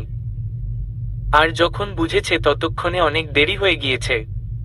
তারেকের একটামাত্রই উদ্দেশ্য ছিল, তা হলো শিকদার বাড়ি আর কিছু সম্পত্তি। যখন থেকে সে জেনেছিল সে শিকদার বাড়ির ছেলে নয় তখন থেকেই তার মাথা প্যাচ লাগতে শুরু করে। কি করবে না করবে কিছুই হয়তো বুঝতে পারেনি। একটা সময় নিজেকে স্বাভাবিক করে নিলেও যখন দেখল ভাহিদ তার ছেলে স্ত্রী নিয়ে দেশে আসছে, অন্যদিকে তার নিজের ঘরে এখন বউ মেয়ে, তখন সে পুরো উন্মাদ। তার ধারণা ছিল শিকদারের সব সম্পত্তি ভাহিদ পাবে আর সে কানাকড়ি না পেয়ে পথের ফকির। গাধাটা হয়তো কল্পনাও করেনি যে শিকদারের ওই সামান্য সম্পত্তি কাশফিয়ার পরিবারের সম্পত্তির ধারে কাছেও ঘেঁষে না। অথচ উন্মাদের মতো সে কি করল? শয়তান একটা, পিশাচ একটা। এটুকু বলেই কেনিথ রাগে ফুঁসে উঠল। আনায়া বিস্মিত, চরম বিস্মিত সে। কেনিথ এসব কি বলছে তা যেন মাথার উপর দিয়ে যাচ্ছে। তার কিনা আগেই কারো সাথে বিয়ে হয়ে গিয়েছে। শয়তানটা তারা আর ভিভানের বিয়েটা দিয়েছিলই মূলত শিকদারের সম্পত্তি নিজের আয়ত্তে রাখার জন্য। যেহেতু ভাহিদের পর সব সম্পত্তি ভিভানের হবে, তাই নিজের মেয়েকে কাজে লাগিয়ে তার এই পরিকল্পনা। তবে এতে তো আর সরাসরি সে সম্পত্তি পাচ্ছে না। মুহূর্তেই সে আবার অস্থির হয়ে উঠল। গোপনে নিজের মেয়ে আর ভিভানকে বিয়ে দেওয়ার পর সে নতুন পরিকল্পনা কষতে লাগল। মূলত তারেকের মাথায় সমস্যা ছিল। ও একটা শয়তানের পাশাপাশি একটা পাগল ছিল, যে কারণে এবার তার পরিকল্পনাও হলো চরম জঘন্য। তারেক সরাসরি ভিভানের বাবা মায়ের সাথে সম্পত্তি নিয়ে কথা বলতে গিয়ে শুরুতেই এক প্রকার ঝামেলা করল। সম্পত্তির জন্য উন্মাদ হয়ে সে তাদের সাথে অসভ্যের মতো বিহেভ করল। এক প্রকার শাসিয়ে তাদের বলল যেন সব সম্পত্তি তারেকের নামে দিয়ে দেওয়া হয়। এতে ভাহিদ অবাক হলেও তারেকের বিহেভিয়ারের পর সে নিজেও মাথা গরম করে রাগারাগি করল। এরপর এক প্রকার রাগারাগি করেই সিদ্ধান্ত নিল যে ভিভানরা আবার রাশিয়ায় ফিরে যাবে। রাশিয়ায় ফিরে যাওয়ার খবর পেয়ে তারেক আরও উন্মাদ হল। ভাবতে লাগলো একে তো সম্পত্তি পাবে না, আর এখন এই রাগারাগিতে যদি মেয়ের বিয়েটাও আর কাজে না লাগে তো সে সব দিক থেকে এখন সব হারাবে। যে কারণে রাশিয়ায় ফেরার দুদিন আগে সেই ঘটল সেই কাল রাত্রির আগমন। গভীর শীতের রাত, সে তারেকের সাথে আর ভাহিদের কোনো কথাবার্তা নেই। তারেকরা নিচে আর ভাহিদরা উপরে ঘুমিয়ে পড়েছে। তবে নিচের তলায় আলাদা করে রুমের ভেতরে তারার মা তারা আর ভিভান শুয়েছে। তারা ঘুমিয়ে গেলেও তারার মা ভিভানকে এখনো গল্প শুনিয়ে যাচ্ছে। ভিভানের ঘুম আসছে না, আবারও ফিরে যেতে হবে বিধায় মন খারাপ। তবে সে অদ্ভুতভাবে তাকিয়ে রইছে তারার মায়ের দিকে। অন্যান্য দিনের চেয়ে তাকে অদ্ভুত লাগছিল। চোখজোড়া লাল লাল, যেন ভেতরে অনেক কষ্ট, কিন্তু কাঁদতে পারছে না। ভিভান এই বিষয়ে জিজ্ঞেস করেছিল, তবে সে বিষয়টি এড়িয়ে যায় এবং তাকে এটা বলে সে যেন ভুলেও ঘর থেকে বাহিরে যা বেরোয়। সে সময় অবশ্য তিনি আবারও অন্তঃসত্ত্বা অবস্থায় ছিলেন, যে কারণে কিছুটা অসুস্থ আর দুর্বলও মনে হলো। গল্প শোনানোর একটা পর্যায়ে গিয়ে তারার মাও ঘুমিয়ে যায়। এদিকে ভিহাদের চোখে ঘুম নেই, তার আর একা একা ভালো লাগছে না। কিছুক্ষণের মধ্যেই ভিভানের ছটফটানি শুরু হয়ে যায়। হঠাৎ বাবা মায়ের সাথে একবার দেখা করে আসার ইচ্ছে জাগে। সে তার ইচ্ছে মতো চুপ করেই ধীরে ধীরে দোতলায় পৌঁছে যায়। এরপর জীবনের সবচেয়ে কলুষিত অধ্যায়টাকে তার নিজ চোখেই দেখতে হয়েছিল। নিজ চোখে তারেকের হাতের কাশফিয়া আর ভাহিদের ভয়ঙ্কর মৃত্যু। মূলত ঘুমানোর আগেই তাদের খাবারে ঘুমের ঔষধ মিশিয়ে দেওয়া হয়েছিল, আর তারা আধ ঘুমে থাকতেই তারেক সুন্দর করে তাদের রুমে গিয়ে প্রপার্টির পেপারে ভাহিদকে দিয়ে সাইন করিয়ে নিতে চায়। ভাহিকে দিয়ে ঘুমের ঘোরে কি করানো ছিল তা প্রথমে ঠিকঠাক বুঝে উঠতে না পারলেও তার হুঁশ হতেই তাকেই সে রাগারাগি করতে গেলে তারেক তড়িৎ ভাহিদকে শ্বাসরুদ্ধ করে মেরে ফেলে। এরপর সে কাশফিয়াকেও মেরে ফেলার সিদ্ধান্ত নেয়, যে কারণে সে কাশফিয়াকে ঘুমের মাঝেই গলা চেপে ধরে। কাশফিয়া ছটফট বাঁচার জন্য সর্বোচ্চ ছটফট করে, কিন্তু তারেক ছাড়ে না। একটা সময় তারেক কাশফিয়াকেও শেষ করে ফেলে। আর করিডোরের জানালার ফাঁক দিয়ে দাঁড়িয়ে থাকা গাধা ভিভান এসব শুধু দেখেই যায়। গাধাটা এতই গাধা ছিল যে ও তো বড় বদল হওয়ার পরও ও কিচ্ছু করেনি, উল্টো মৃগী রোগীর মতো কেঁপেছে। শুধু এইটুকুই নয়, তারেক কাশফিয়ার মেরে ফেলার পর তার প্রাণহীন দেহটাকেও ছেড়ে দেনি। রাশিয়ান পরী বলে কথা, ওমন রূপের সচরাচর দেখা কোথায় মেলে। তারেকও লোভ সামলাতে পারেনি। তানটার আগে থেকেই সমস্যা ছিল। তত্ত্বাটা শেষ পর্যন্ত কাশফিয়ার মৃতদেহকে ছিঁড়ে খুঁড়ে খেয়েছে। আর এসব কিছু গাধাটা নিজ চোখে তাকিয়ে দেখেছে, অথচ কিচ্ছু করেনি। ইচ্ছে তো করছে গিয়ে গাধাটারে গিয়ে দুইটা দিয়ে আসি। যাই হোক, এরপর যখন তারেকের গায়েবে পালা, শান্ত মাথায় নতুন পরিকল্পনা কার্যকর করতে লাগল। বড় বড় ধারালো অস্ত্র নিয়ে এসে প্রথমে ভাহিদের মাথাটা ঘাড় থেকে এক কোপে বিচ্ছিন্ন করল। এরপর সে মাথাটাকে নিজের পা দিয়ে নাড়াচাড়া করে অদ্ভুতভাবে পৈশাচিক হাসিতে হাসতে লাগল। এরপর একইভাবে কাশফিয়ার সাথেও একই কাজ করতে ধরল। কাশফিয়ার অগ্ন বিধ্বস্ত বুকে পা দিয়ে চেপে নিমিষেই ঘাড় থেকে মাথা আলাদা করে ফেলল। এর চেয়ে বেশি কিছু দেখার ক্ষমতা আর ভিভানের হয়নি। গাধাটা কিছু করতে না পেরে কাঁপতে কাঁপতে নিচে চলে আসে। এসবকে বিস্ময় বা ক্রুদ্ধতা নাকি গাধামি বলে তা জানা নেই, কিন্তু গাধাটি কিছু একটা তো করতে পারত। নিজের বাপ মাকে কেউ চোখের সামনে শেষ করে ফেলল, আর গাধাটা কিনা কিছুই করতে পারেনি। এই আফসোস কোনোদিনও শেষ হবার নয়। এবার কেনিথের চোখে স্পষ্ট জল টলমল করছে, মুখে ঝুলছে তাচ্ছিল্যের হাসি। হাসির গভীরতা যেন অনেক বেশি। সঙ্গে কেনিথের মতো লোকের চোখে পানি, তাও যেন এক দুষ্প্রাপ্য বিষয়। এদিকে আনাও শব্দহীন কেঁদে চলেছে। কেন কাঁদছে জানা নেই, কিন্তু কেনিথ কথা থামাতেই আনায়া ফুপিয়ে ফুপিয়ে বলতে লাগল, মিথ্যা বলছেন আপনি, আপনি বানিয়ে বলছেন এসব। আমার বাবা এসব করেনি। আর কে এই ভিভান? চিনি না আমি এদের। আমার কারো সাথে বিয়ে হয়নি। সব মিথ্যা এগুলো। কেনিথ মুহূর্তেই আনায়ার দিকে ফুঁসে উঠল। চোখ লাল হয়ে গিয়েছে। এক হাতে আনায়ার গাল চেপে ধরে বলতে লাগল, এখনো বাপের হয়ে সায় গানা করছিস? বলছিস ওই তত্ত্বাটা ভালো, ওর কোনো দোষ নেই। তাহলে শোন, ও এতটাই আর যে নিজের সন্তানকেও পর্যন্ত ও মেরে ফেলেছে। আর বলছিস ভিভানকে? তাকে তুই চিনিস না? আর আমি কেন এদের গল্প শোনাচ্ছি তাই তো? তুই একটা কথা জানার জন্য উঠে পড়ে লেগেছিলি। আমি কে? আমার সাথে তোর কিংবা তোর বাপের সম্পর্ক কি? আমায়া কিছু বলল না, বরং সে এখনো কেনিথের দিকে ভীতু চোখে তাকিয়ে। এদিকে কেনিথ আনায়ার দিকে তাকিয়ে তাচ্ছিল্যের সাথে হাসল এবং আনায়ার গাল ছেড়ে দিল। আচ্ছা, তুই এটা বলতে পারিস কি আমাকে যে পুরো দুনিয়া ভিকে নামে চিনে, এই ভিকের ভিয়ের অর্থ কি? কেতে তো কেনিথ, কিন্তু ভিতে শুধুই কি রক্ত পিপাসু ভ্যাম্পায়ার নাকি অন্য কিছু? এবারও আনায়ার কোনো জবাব নেই। তবে আনায়া হয়তো এবার কিছুটা হলেও হিসেব মিলাতে পারছে। তবে সে কিছু বলার আগেই কেনিথ ওর ভাবগতিকে পুনরায় হাসল। থাক, আমিই বলছি। তোর ছোট্ট বেলার এবং সারা জীবনের একমাত্র বিয়ে করা বর আমিই। ভিভান মানের সেই গাধাটা আর কেউ নয়, বরং আমিই ভিভান শিকদার কেনিথ। থাক, আমিই বলছি। তোর ছোট্ট বেলার এবং সারা জীবনের একমাত্র বিয়ে করা বর আমিই। ভিভান মানের সেই গাধাটা আর কেউ নয়, আমিই ভিভান শিকদার কেনিথ। কেনিথের কথায় আনায়া চরম বিস্মিত। এসব কি আদৌ সত্যি নাকি সে কল্পনা করছে? কেনিথ কি বলছে কিংবা তার সাথে আদতে কি হচ্ছে, আনায়ার মাথায় এখন এসব গোলমাল পাকিয়ে দিচ্ছে। এরই মাঝে কেনিথ আনায়ার দিকে কিছুক্ষণ এক নজরে তাকিয়ে রইল।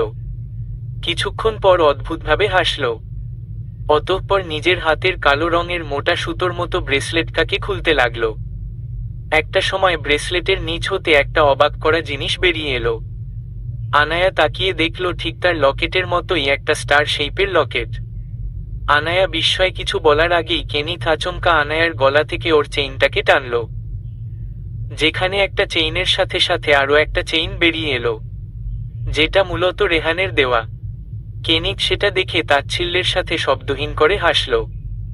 তবে সেদিকে বেশি একটা সময় নষ্ট না করে আচমকা আনায়ার চেইনের লকেটের সাথে নিজের ব্রেসলেটের সাথে লেগে থাকা লকেটটাকে লাগিয়ে দিল। নিমিষেই একটা প্যাটার্ন আনলক হয়ে গেল আর দুটো স্টার শেপের লকেটের মাঝ হতে দুটো ছবি দৃশ্যমান হলো। আনায়ার গলায় থাকা লকেটে একটা ৮-৯ বছরের বাচ্চার ছবি। বড় বড় চুলগুলো কোকড়ানো আর সিল্কি, চোখে কালো একটা গোলগাল চশমা, দেখতে একদম নাদান বাচ্চাদের মতো, যেন অল্পতেই কেঁদে ফেলবে এমন। অন্যদিকে কেনিথের লকেটের মাঝে একটা ২.৫-৩ বছরের অত্যন্ত চঞ্চল স্বরূপ একটা মিষ্টি মেয়ে, যার এক গালে বর্ষাটোল দৃশ্যমান। ছবি দুটো আকারে ছোট হলেও সবকিছু একদম স্পষ্ট বোঝা যাচ্ছে। এসব দেখে আরো বেশি অবাক হতে থাকা আনায়ার উদ্দেশ্যে কেনিথ বলতে লাগল, কি অবাক হচ্ছিস? তোর লকেটে যে ছবিটা দেখতে পারছিস তা তোর বিয়ে করা বর গাধা ভিভানের, আর আমার কাছে যেটা রয়েছে সেটা তোর।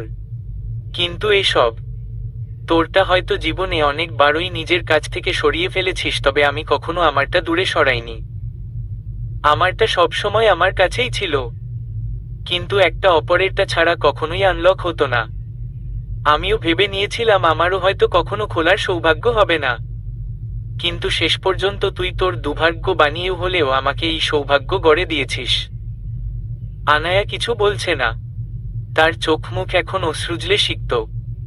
এদিকে কেনিথও এক এক সময় এক এক রূপে প্রতিক্রিয়া করছে। এতদিনে তো বুঝেই গিয়েছিস যে এটা কোনো সাধারণ লকেট নয়। এই বাড়ির এমন কিছু অংশ রয়েছে যা আমার লকেট দিয়ে না হলেও তোর লকেট দিয়ে আনলক করা যায়। এটা ছিল আমার মা কাশফিয়ার বাবা মা, অর্থাৎ আমার নানু নানির, যা আমার বাবা মায়ের বিয়ের পর তারা বাবা মাকে উপহার দিয়েছিল। আর বাবা মা আমাদের বিয়ের পর নতুন করে এতে আমাদের ছবি লাগিয়ে এটা দুজনকে দিয়েছিল। কিন্তু বাবা মা হয়তো জানতো না যে এটা সত্যিই কোনো সাধারণ লকেট নয়, যেটা আমিও জেনেছি অনেক পরে। এই যে অদ্ভুত বাড়িটা দেখছি সেটাও আমার বানানো নয়, এটা আমার নানুর আর্তেমের বিডিতে থাকা একটা ছোট্ট রাজত্ব। নানু বিডিতে তেমন কোনো কাজ কখনো করেনি, তবে সে অনেক বছর আগেই কোনো এক উদ্দেশ্যে গোপনে এই বাড়িটি বানিয়েছিল। পরবর্তীতে সে উদ্দেশ্য মোতাবেক সে আর এগোয়নি, যে কারণে বাড়িটি কিছুদিন চলার পরও এটা বন্ধ হয়ে পড়ে থাকে। সে হিসেব মোতাবেক আশেপাশের কেউই আজও জানে না যে এই বাড়ির উৎপত্তি কবে আর কিভাবে হয়েছিল। আর এই কারণে এই বাড়িতে অনেক কিছু সন্ধানের চাবিকাঠি হয়ে এই লকেট কাজ করে।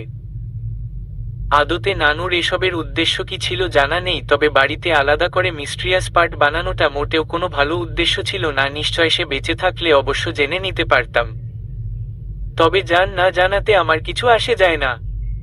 আমার প্রয়োজনে আমি পুরো বাড়িটাকে আমার মতো করেই সাজিয়ে নিয়েছি। এইটুকু বলেই কেনিথ আবারও থামল। এবার কিঞ্চিত দীর্ঘশ্বাস ফেলল। ছোটবেলা থেকেই সে চুপচাপ স্বভাবের ছিল। তার সাথে একদিন একবারে এত কথা বলাটা ঠিক যায় না।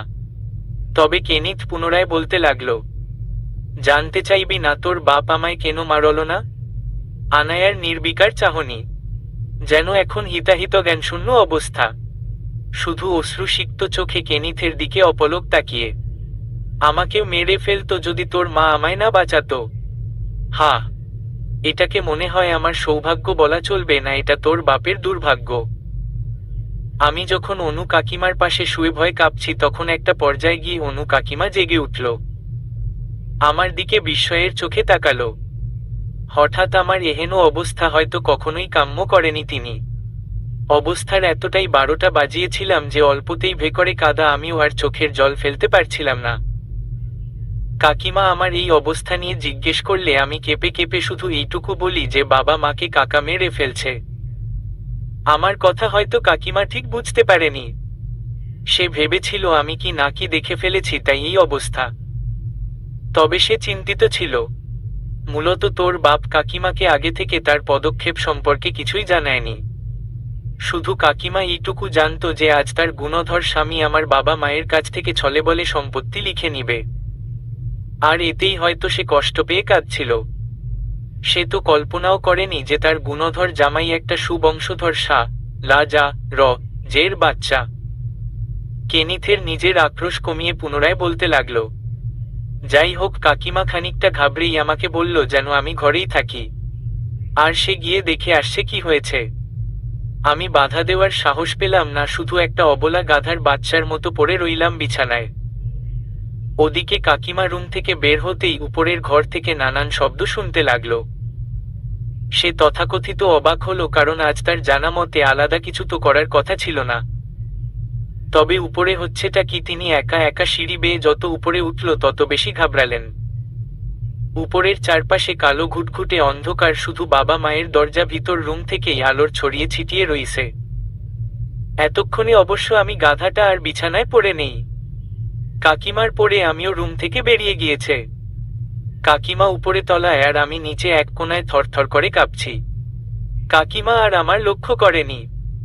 সে যথারীতি রুমের সামনে গিয়েই বিস্ময় আর হয়তো দাঁড়িয়ে থাকতে পারলেন না। সবকিছু হয়তো তার কাছে স্বপ্ন লাগছিল। অবশ্য নিজের গুণধর স্বামীকে নিজ হাতে দুটো লাশ সরানোর কায়দায় টুকরো করতে দেখে অবাক হওয়ারই কথা। তিনিও হয়েছিলেন এরপর। হা, কাকিমাকে নিজের কাজে সামিল করে নিল, নয়তো নিজের সন্তান আর আমাকেই মেরে ফেলার হুমকি। অন্তঃসত্ত্বা অবস্থায় স্বামীর হাতের কয়েকটা আঘাতও জুটল কপালে, শুধুমাত্র শুরুতে তার কথা মানতে না চাওয়ায়। সেদিন গিয়ে হয়তো কাকিমা তোর বাপের আসল চেহারা চিনতে পেরেছে। তবে সেদিন সেও ছিল নিরুপমা, আমার মতো অবলা প্রাণী। যথারীতি সেই শিকদার বাড়ির পেছনের ফুল ফলের বাগানের নিচে মাটিতে বাবা মায়ের দেহের টুকরো টুকরো অংশগুলো সুন্দর করে দুজনে মিলে পুঁতে ফেলল। তোর বাপের চোখে রাতের আধারে সেদিন একটা আনন্দ দেখেছিলাম, যাকে বলে অন্যরকম পৈশাচিক আনন্দ। সত্যি বলছি, এখন আমার জীবনে ঠিক আমি এমন আনন্দই পাই। তখন কি জানতাম নাকি এই আনন্দের সাথে পৃথিবীর কোনো আনন্দের তুলনা হয় না। কিন্তু আমি সেবার কাঁদলাম, চোখের সামনে সব হতে দেখলাম আর শব্দহীন করে কেঁদে গা ভাসালাম। জোরে কাঁদা নিষেধ ছিল, তোর বাপ মানা করেছিল, যে কারণে কাকিমাও কাঁদতে পারেনি, শুধু আমার মতো ফুপিয়ে ফুপিয়ে চোখের পানি ফেলেছে। এরপরেও দিনগুলোই এভাবেই চলল। তবে তুই ছিলি সবচেয়ে সুখী। দুনিয়ার কোনো ধ্যান জ্ঞানী নেই। খিদে পেলে খাস, ঘুমের সময় ঘুমাস, সারাদিন টইটই করে ঘুরে বেড়াস, বক বক করিস, বিন্দাস জীবন যাপন। অথচ সেই কালো রাত আজীবনের জন্য অভিশপ্ত স্মৃতি হয়ে রয়ে গেল। না না, অভিশপ্ত নয়, আশীর্বাদ হবে। সেই ঘটনার জন্যই না আমি অবলা গাধা ভিভান শিকদার থেকে কোক্ত পিপাসু কেনিথ হতে পেরেছি। যত যাই বলি, সেই জীবনের মজাই আলাদা। তবে তোর সুখ বেশিদিন দেখতে পারিনি। তোর বাপে তো আমায় তখনই শেষ করতে চেয়েছিল, কিন্তু কাকিমা হাতে পায়ে ধরে আমার জান ভিক্ষা চেয়ে বাঁচিয়েছে। সেও শান্ত হয়েছে, কিন্তু পরবর্তীতে হয়তো আরো কিছু ভেবেছে। কারণ সম্পত্তি তো আর সে লিখে নিতে পারেনি, আর ভবিষ্যতে গিয়ে সেগুলো আমারই হবে। এই জন্য হয়তো আমার কিছুদিন যত্ন আত্তি করল। তবে বাড়ির বাহিরে যাওয়া সম্পূর্ণ নিষিদ্ধ। কারণ ততক্ষণে তার সবাইকে জানানো হয়ে গিয়েছে যে তাদের বাড়িতে আসা বিদেশি অতিথি আবার বিদেশে ফিরে গিয়েছে। বাহিরের মানুষের কাছে কাহিনী তখনই শেষ। এমনিতেও সবার কাছে তৈমুর শিকদার উত্তম ব্যক্তি হিসেবে পরিচিত রইলেও তার ছেলে তারেকের স্বভাবসুলভ আচরণ কারোরই কোনো কালেই তেমন পছন্দ ছিল না। যে কারণে দাদু মারা যেতেই শিকদার বাড়িতে বাহিরের সবারই আনাগোনা বন্ধ হয়ে যায়। কিন্তু তোর বাপের মনের মধ্যে শয়তানি তো আর কমেনি। কি থেকে কি করবে বুঝে উঠতে পারে না। শেষমেশ আমাকেই সরানোর পথ আবার বেছে নেয়। এমনিতেও তখন কিংবা এখন তোর বাপের কাছে আমি সবসময় একটা আতঙ্কি ছিলাম। আমাকে আর কয়দিন ঘরে আটকে রাখবে? বাহিরের মানুষ দেখলেও নানান প্রশ্ন তুলবে। এছাড়া আমি বড় হলে তখন নিশ্চয় তাকে জেলের ভাত খাওয়াতে উঠে পড়ে লাগব। আহা, কত শত চিন্তা তার। যদিও সে জানতো না যে আমার মায়ের আসল পরিচয় কি, জানলে হয়তো কলিজায় অত সাহস হতো না। কিন্তু এসব হয়তো কাকিমা আগেই বুঝে গিয়েছিল। আমার জীবন নিয়ে তার ঘোর সংশয়। শেষে অনেক কলাকৌশল আর সাহস নিয়ে আমাকে রাশিয়ায় ফেরানোর উপায় খুঁজতে লাগলো। আর এজন্য নিশ্চয় নানুদের সাথে যোগাযোগের প্রয়োজন। সে যথারীতি আমাকে দিয়ে নানুদের সাথে গোপনে কথা বলতে বলল। আমি শুধু বলেছিলাম আমি ফিরতে চাই। তারা অনেক প্রশ্ন করেছিল, কিন্তু আমার কাছে আর তখন কোনো কথা ছিল না। সেবার এক রাতের আধারে আমি ওই শিকদার বাড়ি নামক নরক থেকে মুক্তি পাই। নানুর কিছু লোক এসে আমায় রাশিয়ায় নিয়ে চলে যায়। এরপর যা হয় সব আমার ইচ্ছেও। আমি তো রাশিয়ায় চলে যাই, কিন্তু তোর বাপ তোর মাকে আর শান্তিতে থাকতে দিল না। পরবর্তীতে খবর পেয়েছিলাম তোর বাপ নাকি কাকিমার সাথে অনেক টক-চার করে শুধুমাত্র আমাকে পালাতে সাহায্য করেছিল বিধায়। অন্তঃসত্ত্বা অবস্থায় এত অত্যাচার করে যে শেষে গিয়ে কাকিমার পেটের অনাগত সন্তানই নষ্ট হয়ে যায়। কাকিমা আরো বেশি অসুস্থ হয়ে পড়ে। পরবর্তীতে আবার ইনায়ার জন্মের কথা শুনে খুশি হয়েছিলাম। তবে আবার কয়েক বছর পরেই শুনলাম কাকিমা আর নেই। অনেক বছর পর খারাপ অনুভূতি অনুভব করেছিলাম। এরপর অবশ্য আর কারো কষ্টেই কখনো কষ্ট লাগেনি, হয়তো আর লাগবেও না। খারাপ হয়ে গিয়েছি তো। তোর বাপের মতোই পি-7 তান জানো। আর আমি। কেনিথ মুচকি হেসে এবার বসা থেকে শুয়ে পড়ল আনায়ার কোলে মাথা রেখে। অতঃপর এক শান্তির নিঃশ্বাস ফেলে চোখ বুজল। চোখের মুখে এক অজানা শান্তির আভাস বিচরণ করছে। চোখ বুজে থাকা অবস্থাতেই আনাকে বলল, মাথা ব্যথা করছে, একটু চুলে হাত বুলিয়ে দে। আনায়া নির্বিকারে কেনিথের মুখের দিকে চেয়ে। আচমকা এহেন আবদারে আনায়া খানিকটা ঘাবড়াল। তবে তার মাঝে তেমন কোনো প্রতিক্রিয়া নেই। খানিকটা অনিশ্চয়তা নিয়েই আনায়া কেনিথের একগোছা চুলে পূর্ণ মাথায় হাত রাখল। খানিকটা বিলিয়ে দিতেই মাথার অর্ধ মেসি বানের জন্য বিষয়টা ঠিকঠাক তেমন সুবিধাজনক মনে হল না। কেনিথ চোখ বুজে থাকা অবস্থাতেই কিঞ্চিত কপাল কুঁচকে বলল, ওটা খুলে ফেল। আনায়া প্রথমে কেনিথের কথা না বুঝলেও বোঝা মাত্রই মেসি বানটা খুলে ফেলে। নিমিষেই মেয়েদের মতো একগোছা সিল্কি কার্লি চুল ছড়িয়ে ছিটিয়ে যায়। আনায়ার আফসোস হতো একসময় এই চুল নিয়ে। তার চেয়ে অত্যাধিক সুন্দর মনে হতো এই চুলগুলো। অথচ আফসোস ছিল কেনিথের এই চুলের যত্ন না নেওয়ার বিষয়ে।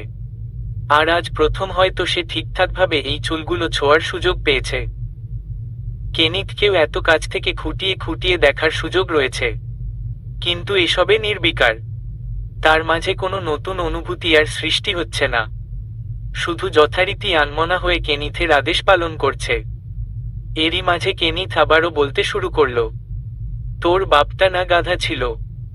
আমার বাপ মায় কি কোনোদিনও ওই শিকদার বাড়ির প্রপার্টি নিয়ে মারামারি করত? দাদু মারা যাওয়ার আগেই বাবাকে বলে গিয়েছিল যেন বাড়িটার 1 ভাগ তারেক আর 1 ভাগ বাবা নেয়। বাবা এইসব কাগজপত্র নিয়ে কাজও করেছিল, কিন্তু সবকিছু গোছানোর আগেই দাদু চলে গেল। বাবা পরবর্তীতে এসব নিয়ে ভাবেনি।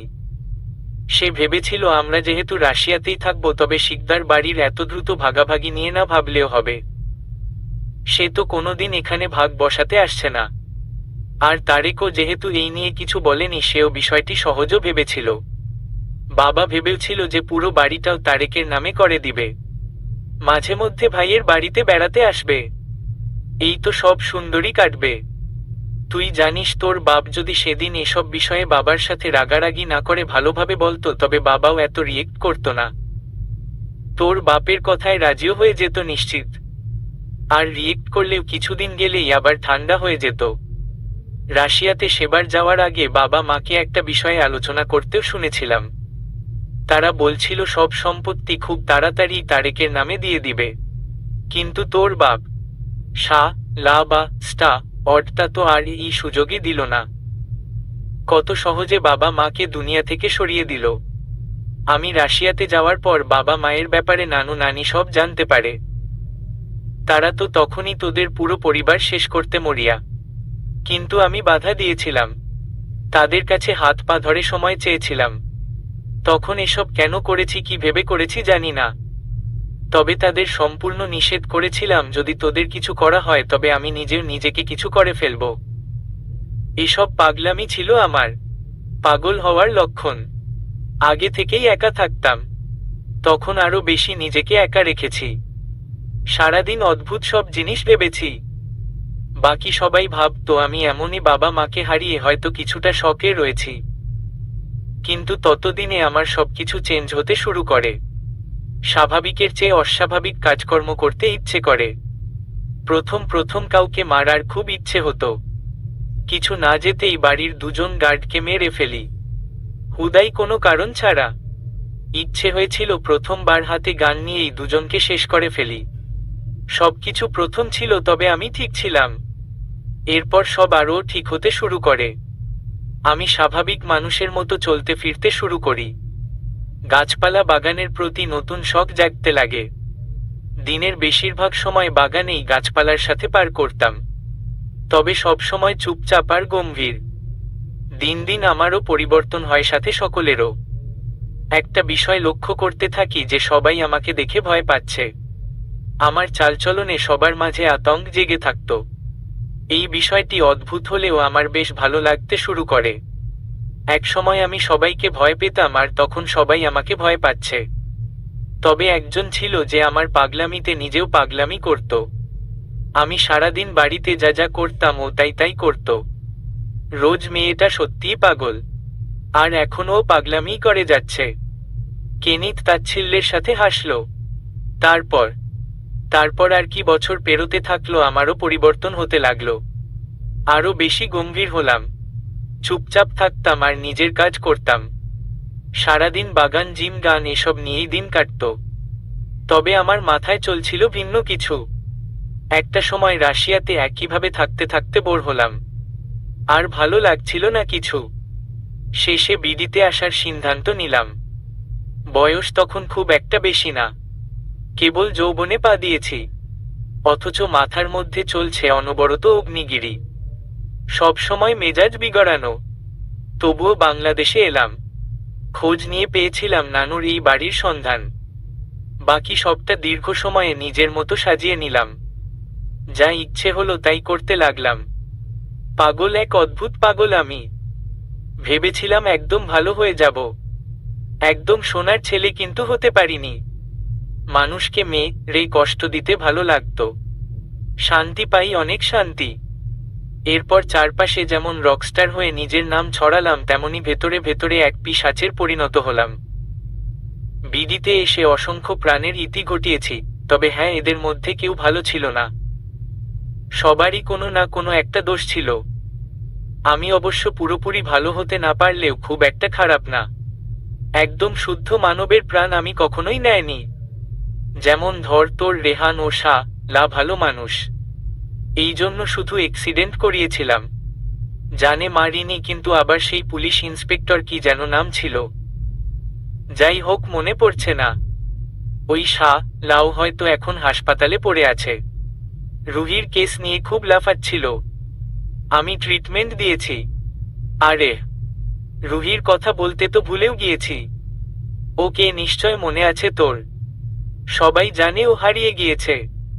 আরে না, ওর আমার কাছেই আছে, এই বাড়িতেই আছে। আচমকা রুহির কথা মাথায় আসতেই আনায়া খানিকটা অবাক হলো। রুহি নামের মেয়েটা কি সত্যিই কেনিথের কাছেই আছে? আনায়া নিজে থেকে কিছু ভাববে তার আগেই কেনিথ বলতে লাগলো, অবাক হচ্ছিস? এত অবাক হয়ে লাভ নেই। ওই বাড়িতেই আছে। ওর কিছু মাংস হয়তো কিচেনের 2 নম্বর ফ্রিজে, যেটা তোকে খুলতে দেইনি।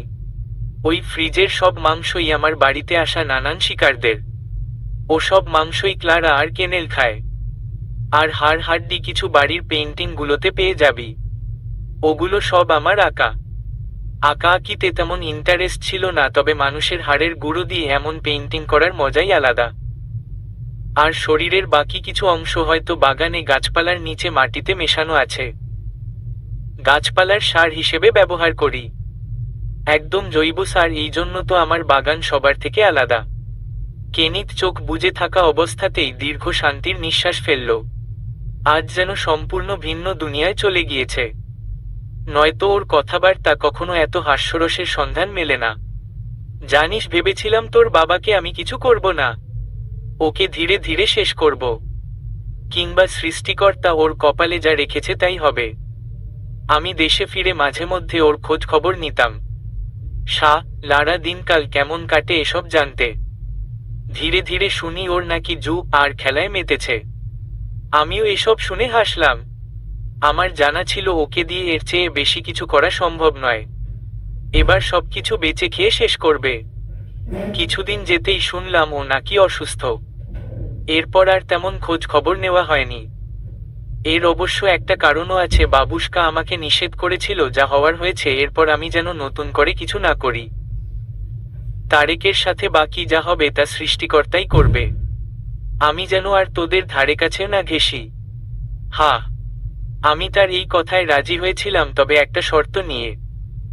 বলেছিলাম যদি কখনো তুই কিংবা তোর পরিবার স্বয়ং আমার কাছে ফিরে আসে, তবে সেদিন আমি আর কাউকে রেহাই দেব না। কিন্তু এমনটা না হলে আমি তোদের খোঁজখবরও কখনো নেব। তোরা মরলি নাকি বাঁচলি তাও দেখতে যাব না। কথা মতো এভাবেই আরো কয়েকটা বছর কেটে গেল। আর একদিন তুই স্বয়ং নিজে আমার কাছে এলি নিজের বাপের হায়াত কমাতে, সাথে তোর পরিবার সহ সকল কাছের মানুষের সুন্দর জীবনগুলোকে বিষাদে পরিণত করতে। আমি জীবনে শুধু দুজন মানুষের কাছ থেকে পেয়েছি। একজন হলো তোর বাপ, আরেকজন হলো তুই। যখন বাবা মা হারিয়ে আমি কাঁদতাম, তখন তোর বাপ আমাকে থামানোর জন্য কয়েকবার মেরেছিল। এরপর বহু বছর কেটে যাওয়ার পর তোর হাতে অপ্পরটা খেয়েছিলাম। তোর বাপ যখন মেরেছিল তখন আমি না হয় অবলা প্রাণী ভিভান শিকদার, কিন্তু ভিভান শিকদার থেকে কেনিত হওয়ার পর এত বড় সাহস কারো হয়নি। আমার পাগলামিতেই ছিল সবার আনন্দ। সেখানে এক দুঃসাহসিক মেয়ে কিনা ভরা কনসার্টে রে দিল সবার মতো। আমিও অবাক ছিলাম। তবে তোর ঢেকে রাখা মুখের শুধুমাত্র উন্মুক্ত চোখ দুটো চিনতে আমার একটুও দেরি হয়নি। আমি অবাক হয়েছিলাম মূলত এই ভেবেই যে তুই এবার নিজেই ফিরে এসেছিস। তবুও পরবর্তীতে নিজেকে সময় দিয়েছি। ভেবেছি কিছু করব না, কারণ আমার একটা পদক্ষেপ অনেককে কাঁদাবে, অনেককে শেষ করে দিবে। নিমিষেই একবার সহজ হয়েছি তো একবার কঠিন। কিন্তু তুই শেষমেশ যখন আমার বিয়ে হয়ে এলি, তখন আর নতুন করে নিজেকে থামানোর কথা ভাবিনি। নিমিষেই নিজের সব পরিকল্পনা উল্টে নিয়েছি। তুই যত যাই বলিস, আমি সবসময় বলল আজ আমার কিংবা আমার জন্য যতজনের প্রাণ গিয়েছে সবকিছুর জন্য তুই দায়ী। তুই না এলে এত কিছু কখনোই হতো না। ভাগ্য হোক আর যাই হোক, সবকিছুর মূলে তুই তোর আশপাশের সবার কষ্টের কারণ। তোর ওই বারের কনসার্টের ছেলেগুলোর কথা মনে আছে? ইচ্ছে মতো পিটিয়েছিলাম যে ওরা 5 জন ছিল হয়তো। বাকিগুলোকে পেটাতে পারলেও একটা হয়তো পালিয়েছিল। আমিও ছেড়ে দিয়েছিলাম, ভেবেছিলাম কিছু করব না। কিন্তু পরে দেখি আসলেই একটা শয়তান। কোন যেন এমপির পোলা। 2টা মাইয়াকে করেও দিব্যি ঘুরে বেড়াচ্ছিল। এদিকে আমার হাত তখন ফাঁকা। এমনি তো কাউকে মারতে পারছি না, কিন্তু রার খুব শখ জেগেছিল। পরে আর ভাবিনি, ওটাকে ধরেও শেষ করে দিয়েছি। আনায়া খানিকটা কাপা কাপা স্বরে বলল, রুহি আপু কেন? আপু? তুইও না? ওটার বেশি তিরিং বিরিং সহ্য হচ্ছিল না। এমনিতেও ছোঁয়াকে মেরে ফেলেও ও দিব্যি তিরিং বিরিং করে বেড়াচ্ছিল। আমার সহ্য হয়নি, তাই শেষ করে দিয়েছি। আমি যত খারাপই হই না কেন, বউ ছাড়া আর মাইয়া মানুষ সারাদিন আমার গায়ের কাছে ঘেঁষে তিরিং বিরিং করবে, তা আমার একটু সহ্য হয় না।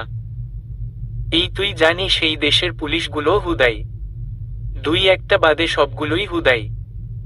দেশে আসার পর ভালো মানুষের মতো বেছে বেছে কতগুলো শয়তান নেতা ফেতা ব্যবসায়ীরে ধরলাম মারলাম, আবার কষ্ট করে ওদের কুকীর্তিগুলো পুলিশের হাতেও সুটকেস ভরে দিয়ে এলাম। কত কিছু করলাম, অথচ ওরা কেউ ধরতেই পারল না আমারে। এগুলো কি ঘাস খায় নাকি? অবশ্য ওদের দোষ নেই, দুনিয়াটাই এমন, একটা খবরের উপর আরেকটা খবর চলে আসে। ওদের কাছেও দিন শেষে কোনো ক্লু জোগাড় হওয়ার আগেই আরেকটা ক্লু লেস কেস এসে হাজির। তাহলে হবেই তো এমন, একটা কেস ফেলে আরেকটা, আরেকটা রেখে নতুন আরেকটা। দিন শেষে কোনোটাই আর শেষ হয় না। একসময় আইনের চামচাগুলো নিউজ চ্যানেলের নতুন ভাষণ বানাতে বানাতে সব ভুলে যায়। আরে যেগুলো মরে ওগুলোর আত্মীয় স্বজনরাই বা আর কদিন ওদের মনে রাখে। দুদিন কেঁদে 3 দিনে 40 পার্টি, তারপর সব। আচ্ছা, আমি এসব কি বাজে বকছি? আমার তো এসব বলার কথা না। তুই পাগল বানিয়ে দিচ্ছিস আমায়। হ্যাঁ হ্যাঁ, সব সমস্যা তোর মধ্যে। তুই আমার জীবনে না এলে এত কিছু হতোই না। আমি তো ভালোই ছিলাম। সব দোষ তোর আর তোর বাপের। চিন্তা করিস না, আমি তোকে ভালো থাকতে দেব না। অনেক কষ্ট দেব তোকে, কিন্তু চিন্তা নেই, আমি জানে মারবো না। একমাত্র বউ তুই আমার। ভবিষ্যতে আমি আর বিয়ে শাদী করব না, তোকে দিয়েই চালিয়ে নিতে হবে। অনেকদিন বাঁচতে হবে তোকে, অনেকদিন আপাতত প্রতিসেবা কর। ভালো করে মাথা টিপে দে, আমার প্রচুর মাথা ধরেছে। কেনিত শেষের দিকে আবোল তাবোল বলতে বলতেই ঘুমিয়ে পড়ল। আজকের বিষয়টা নতুন, তার সাথে এমন কখনো হয়নি। তবে আজ হঠাৎ কেন হলো তা কেনিথের অজানা। কিন্তু শেষমেশের জন্য আনায়াকেই দোষী করে ঘুমিয়ে পড়ল। এদিকে আনার নির্বিকার, তার বলা কিংবা ভাবার কিছু নেই।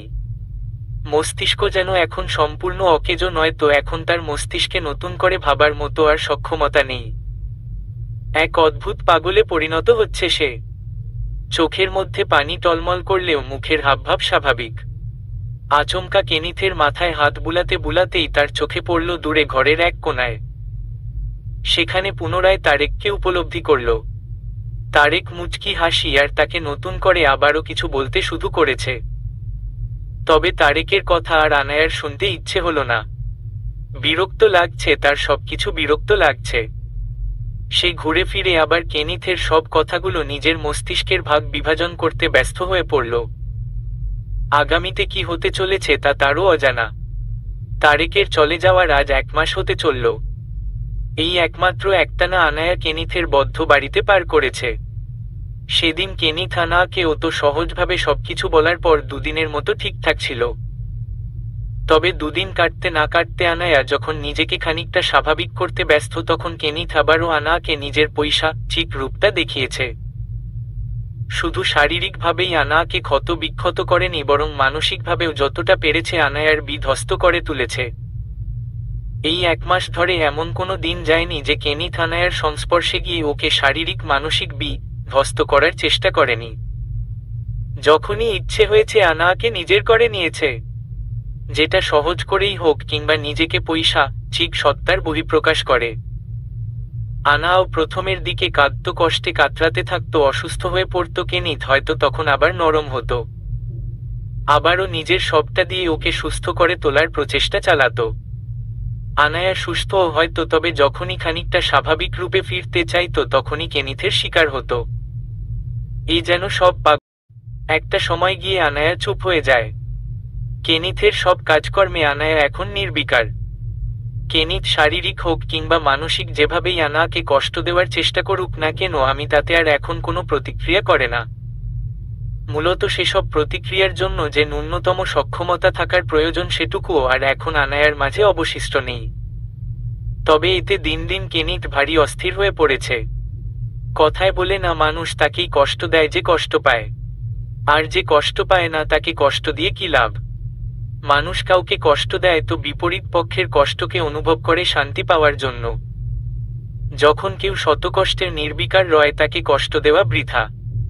এতে খেলায় কোনো মজা থাকে না, সবকিছুই ফেকাসে মনে হয়। যেমনটা কেনিথের মনে হচ্ছে। কেনিথ যে একটা সাইকোপ্যাথ তা তো মিথ্যা নয়। তার রোগের ধরন অদ্ভুত। সে নিজেকে যতটুকু পাগল হিসেবে জানে তার চেয়ে শতগুণ বেশি পাগল সে। আর ধীরে ধীরে নিজ ইচ্ছে পূরণ করতে গিয়ে আনাকে নীরব পাগলে পরিণত করে ফেলেছে। একের পর এক ট্রমা এসে সত্যিই পাগলের রূপে রূপান্তরিত হচ্ছে। কিছুদিন আগের ঘটনা, কেনিথ আনায়ার উপর শারীরিক পৈশাচিকতা চালিয়েছে। এতে ও আবারও অসুস্থ হয়ে গিয়েছে। আবার কেনিথ নিজেই ওকে সুস্থ করতে যা করার সব করেছে। কেনিথ আনায়ার সাথে যা করছে তাকে স্বামীর অধিকার ফলানো বলে না, এটাকে সরাসরি পাপী হবে। কারণ প্রতিবারই তার গভীর স্পর্শে শুধু হিংস্রতা আর আনায়ার প্রতি প্রগাঢ় বিদ্বেষ ফুটে উঠেছে। যথারীতি আনায়া শারীরিকভাবে সুস্থ হতে না হতেই কেনিথ আনাকে একটা কাজ দিল। কেনেল আর ক্লারার জন্য নিজ হাতে স্টেক বানাতে বলল। আনাও কোনো কথা না বলে কেনিথের আদেশ পালন করতে লাগলো। অবশ্য এখন আর আনায়া একটা কথাও বলে না। সারারাত যায় দিন যায় কেনিথ জোড়াজুড়িতে সেই হুহা ছাড়া মুখে তার কোনো কথা নেই। ব্যথা পেলেও এখন আর ন্যূনতম শব্দটুকু মুখ থেকে বের করে না। ওকে দেখতে এখন সম্পূর্ণ প্রাণহীন পুতুলের মতোই লাগে। আনায়া যখন কয়েকটা বড় বড় মাংসের টুকরো স্টেক করছে ঠিক তার সামনে দাঁড়িয়ে বুকে হাত গুজে থাকা কেনিথ মুচকি হেসে আনায়ার উদ্দেশ্য বলল, এটা কার মাংস জানিস? আনায়া কিছু বলল না, বরং নির্বিকারে নিচের দিকে চেয়ে নিজের কাজ করে যাচ্ছে। চোখে মুখে বিধ্বস্ততা, একদম গা ছাড়া হাবভাব। চুলগুলো উস্খুস্কো, জামায় ঢাকা ছাড়া শরীরের বাকি উন্মুক্ত অংশে শুধু ছোট বড় ক্ষত আর কালচে দাগ। আনায়া কিছু বলল না বিধায় কেনিথ নিজেই হেসে বলল, এগুলো তোর বাপের মাংস, অসুস্থ ছিল দেখে ভালো মাংস একটা বেশি নিতে পারিনি। বেঁচে থাকতে ঠিকমতো খাওয়াসনি নাকি? কেনিথের তাচ্ছিল্য আর হাস্যরস মেশানো কথা শুনে আনায়া নির্বিকারে একবার মুখ তুলে কেনিথের দিকে তাকালো। চোখে মুখে হাসির জলুস। আনায়া বরাবরের মতো কিছু না বলেই পুনরায় মাথা নিচু করল। নিমিষেই কোথা থেকে এক ফোঁটা জল চোখ থেকে গড়িয়ে সোজা নিচে পড়ল। আবার তখন আনাকে দিয়েই তারেকের মাংসগুলো কেনেল আর ক্লারাকে খাইয়েছে কেনিথ। কেনিথ বারবারের মতো তখন চেয়ারে গা ছেড়ে বসেছিল আর আনায়া তার পাশে দাঁড়িয়ে। কেনিথের মতো সেদিন আনাও নির্বিকারে তাকিয়ে কেনেল আর ক্লারার খাবার খাওয়া দেখেছে। নিজের জন্মদাতার শরীরের মাংস কুকুররা খেয়েছে আর সেটাই মেয়ে হয়ে আনায়া নির্বিকারে তাকিয়ে দেখেছে। এর চেয়ে করুণ ইতিহাস আর কি হতে পারে? আনায়া নিজেও হয়তো এখন সবকিছুর জন্য নিজেকে দায়ী করে। আপাতত আর তার জীবনের বেঁচে থাকার কি উদ্দেশ্য আনায়া তা ঠিক জানে না। তবে মরে যেতে তার কোনো আক্ষেপ নেই। সে মনে করে এটাই হয়তো তার জন্য সবচেয়ে সহজ পথ হবে। তবে যদি তাকে মরতেই হয় তবে মৃত্যুর আগে শেষবারের মতো সে কিছু একটা করতে চায়। জীবনের শেষ চেষ্টা, জাস্ট শেষবার। এই এক মাসে শুধু আনায়ার জীবনে নয় বরং তার সাথে যুক্ত থাকা আরও বহু লোকের জীবন হয়েছে আজ বিধ্বস্ত। রেহানের যেমন আজ শুধু তার বউ পাখি নেই, তেমনি নেই তার বাবাও। রেহান তার বউ পাখি হারিয়ে যখন দিশেহারা তখনই তার বাবা ছেলের এহেন অবস্থা দেখে স্ট্রোক করলেন। কিছুদিন অসুস্থ থাকতে থাকতেই পরপারে পাড়ি জমালেন হাসি খুশি থাকা নির্দোষ মানবটা। এদিকে স্বামী হারিয়ে রেহানের পরিবার আর স্বামী ভক্ত মা হঠাৎ প্যারালাইস হয়ে গেল। পুরো আহমেদ বাড়িতেই যেন কালো অন্ধকার নেমে এলো।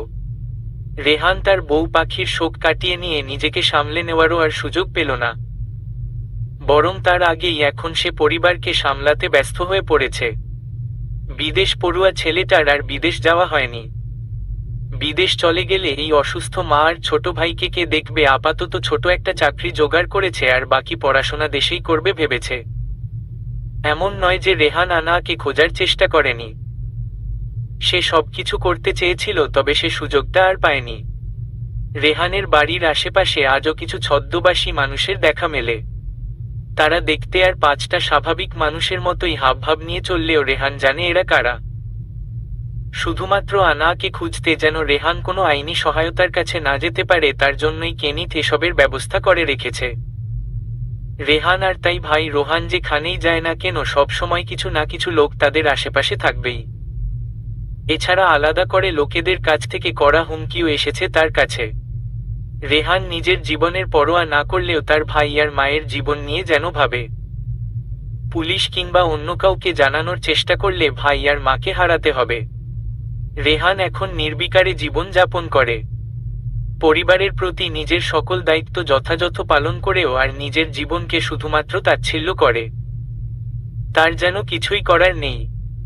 সব সময় চোখে মুখে এক অদ্ভুত বিষাদের তাচ্ছিল্যের হাসি ঝুলতে থাকে। এই হাসির গভীরতাও অনেক বেশি, তবে তা বোঝার মানুষজন রেহানের কাছে এখন খুবই কম। রেহান গভীর রাতে বসে নিজের বউ পাখির স্মৃতিচারণ করে। কোথায় আছে, কিভাবে আছে তা রেহান জানে না। কষ্ট হয়, অনেক বেশি কষ্ট হয়। কষ্টে ছেলে মানুষের না কাদার নিময়টাও ভেঙে ফেলে। সর্বশেষে শুধু নিজেকে তাচ্ছিল্য করে। আবার কখনো কখনো বিয়েতে দেওয়া কেনিথের সেই গিফট বক্সটা খুলে নাড়াচাড়া করে। রেহান সেই বক্সটা খুলে শব্দহীনভাবে তাচ্ছিল্যের সাথে হাসে। এই বক্সের কথা সে ভুলেই গিয়েছিল। কিছুদিন আগে হঠাৎ মনে হওয়ায় খুলেছিল। একটা ছোট চিরকুট ছাড়া আর কিছুই পায়নি। সেখানে শুধু লেখা ছিল, যার যেটা প্রাপ্য সবার জন্য সবকিছু নয়। যেটা আমার সেটা শুধুই আমার। আমার প্রাপ্যটা আমি পেয়ে যদি ধ্বংসও করে ফেলি তবুও সেটা আমার। কেনিথ কখনো নিজের প্রাপ্য ভাগাভাগি করে নিতে জানে না। হয়তো ফেলে দেয়, নয়তো ছিনিয়ে দেয়। কেনিথ আজও রেহান রাতের আধারে চিরকুটটা পুনরায় পড়ে হেসে বলল, আপনি জিতে গিয়েছেন মিস্টার কেনিথ, তবে একটাই অনুরোধ, আমার বউ পাখিকে ভালো রাখবেন। কথা শেষ করতেই আচমকা লাল হয়ে যাওয়া চোখ হতে এক ফোঁটা পানি এসে কাগজের উপর পড়ল। রেহান তা দেখে পুনরায় তাচ্ছিল্যের সঙ্গে হেসে ফেলল। শুধু যে রেহানদের জীবনে পরিবর্তন এসেছে বিষয়টা তেমন নয়। আনায়ার 6 জন বন্ধু ছিল, তারাও আজ কেনিথের শিকার হয়েছে। বিয়ে বাড়ির পর থেকে সবার মধ্যে আজ আতঙ্ক। কেউ আর তেমন আড্ডা দেয় না, আর না ঠিকঠাক কথাবার্তা বলে। ভার্সিটি হোক কিংবা বাড়ি, সব জায়গাতেই কিছু লোককে তাদের আশেপাশে দেখেছে। মাঝে মধ্যে নিয়মের বাহিরে গেলে তাদের কাছ থেকে হুমকিও চলে আসে। তারা জানে না এভাবে আর কদিন কাটাতে হবে। এদিকে সাবা, তাজিম আর সায়েম 3 জনেই দেশ ছেড়েছে। বাবা মায়ের সাথে জোড়াজুড়ি করেই হোক কিংবা ভিন্নভাবে বুঝিয়ে, তাদের এভাবে চলা আর সম্ভব হয়নি। তাই দেশ ছেড়েছে। কিন্তু তা করেও লাভ হয়নি। পৃথিবীর যেই প্রান্তেই যায় না কেন, দিন শেষে তাদের কাছে কখনো চিরকুট কিংবা অজ্ঞাত ফোন কল, সব জায়গা থেকেই সতর্কমূলক হুমকি এসেছে। এভাবেই নরকের মতো দিনকাল যাচ্ছে তাদের। এসব থেকে শিকদার বাড়ির আশেপাশের মানুষজনও মুক্তি পায়নি। অনেকেই এক অজানা ভয়ে বাড়ি ছেড়েছে, আবার অনেকে একদম স্বাভাবিক আর চুপচাপ থেকেই নিজেদের জীবনযাপন করছে। তাদের দেখে মনে হয় যে এইখানে এর আগে কখনো কিছুই হয়নি। একে ফরিদা, রেহান সহ সকলেই এই নরক জীবনের শিকার হয়েছে। তবে এদের মাঝে একজনের সন্ধান আজ কেনিথ নিজেও করে বেড়াচ্ছে। ইনায়া তার খোঁজ খবর এখন কেনিথও জানে না, অথচ শুরুতেই কেনিথ তার আলাদা ব্যবস্থা করেছিল। কিন্তু সেখানে থেকে হঠাৎ ইনায়া উধাও। ওকে এখন পর্যন্ত কেউ খুঁজে পায়নি। আদৌ ও বেঁচে রয়েছে কিনা তাও কেনিথের অজানা। আজ মাসখানেক পর কেনিথ প্রচণ্ড বিরক্তি অনুভব করছে। হয়তো আনায়া উপর, আবার হয়তো নিজের উপরেও। আনায়ার কোনো কিছুতেই আর সেই সাড়া পায় না। সবকিছু কেমন যেন বোরিং হয়ে গিয়েছে তার। আগে তাও স্টুডিও অফিস যেত, এখন আনায়ার জন্য বাড়িতেই পড়ে থাকে। 2 দিন হলো আবার আনায়ার আশেপাশেও তেমন যায় না। যে কারণে আজ কেনিথ পাভেলকে ফোন করে আসতে বলেছে। এমনিতে পাভেল এই কয়েকদিনে বেশি একটা আসতে পারেনি। আনাকে নিয়ে বেশি কিছু বললে কেনিথ বিরক্ত হতো, তাই ওকে প্রয়োজন ছাড়া আসতে নিষেধ করেছিল। কালো হুডির টুপিটা সরাতেই কোকড়ানো একঝাঁক চুল উন্মুক্ত হলো। আজ পাভেলের হাতে বড় একটা চিপসের প্যাকেট। সোফার উপর আধশোয়া হয়ে এক পা ঝুলিয়ে ঝুলিয়ে নির্বিকারে চিপস খেয়ে যাচ্ছে। অন্যদিকে কেনিথ ওর সমানের চিন্তিত মুখে হাঁটাহাঁটি করছে। পাভেলকে এমন গাছাড়া হাবভাবে দেখে কেনিথ আরো বেশি বিরক্ত হলো। কি তোর সমস্যা কি? এখানে এসব করার জন্য আসতে বলেছি? পাভেল নির্বিকারে চিপস খেতে খেতে বলল। কিসের জন্য আসতে বলেছেন তাও কিন্তু বলেননি। চিপস খাবেন? রাখো তোর চিপস। কথা শোন, আমার ধৈর্যের বাঁধ ভেঙে গিয়েছে। ওকে আর দেখতে ইচ্ছে করে না। আর ওর গা ছাড়া হাবভাবও আর সহ্য হয় না। একদম বিরক্তিকর লাগে ওকে। তুই ওকে এই বাড়ি থেকে নিয়ে যা। বাদ দেন আপনার কাহিনী, সব জানি আমি। ফ্রিতে বউ পেয়ে জামাইগিরি দেখান তখন কিছু না, রাত হলেই বউ বউ আর দিন হলে আর বউ ভালো লাগে না। আরে আমি খালি রাতের কথা কেন বলছি, আপনি দিনেও তো মনে হয় ছাড়েন না। যত কাহিনী শুধু আমার সামনে। বউ ভালো লাগে না বাড়ি থেকে সরা দেখা যাবে, দুদিন পর বাচ্চা কাচ্চা হওয়ার পরও বলবে ওকে আমার ভালো লাগে না, সরা বাড়ি থেকে। কেনিথ ওর কথা শেষ হতে না হতেই চরম বিরক্তি নিয়ে ওর পায়ের কাছে লাথি মারতে চাইলে পাভেল দ্রুত এবার আধশোয়া থেকে বসল। তড়িঘড়ি করে কেনিথের উদ্দেশ্য বলল, আরে বসো সাবধানে, দেখে শুনে মারবেন না। আপনার বউ আর সিস্টেম সবই ঠিকঠাক, তো ও কদর করেন না। কিন্তু আমি বিয়ে করিনি এখনো, উল্টোপাল্টা জায়গায় মেরে যদি আমার সিস্টেমই নষ্ট হয়ে যায় তখন বিয়ে করে কি করব? বাচ্চা কাচ্চাই যদি পয়দা না করতে পারি। কেনিথ প্রথমে ওর কথার অর্থ ঠিক বুঝতে পারেনি, কিন্তু শেষে বোঝা মাত্রই রাগটা আর তিরতির করে বাড়ল। পাশ থেকে একটা ফুলদানি উঠিয়ে মারতে এলে পাভেল চিপসের প্যাকেটের তোয়াক্কা না করে উল্টে পাল্টে কোনো মতে কেনিথের নিশানা থেকে দূরে সরে বাঁচল। আরে বসো, পাগল হলেন নাকি? সর আমার সামনে থেকে। তুই রাশিয়া চলে যা, ওকেও ফেলে দিয়ে যা, নয়তো সাথে করে নিয়ে যায়। তোদের আর আমার প্রয়োজন নেই।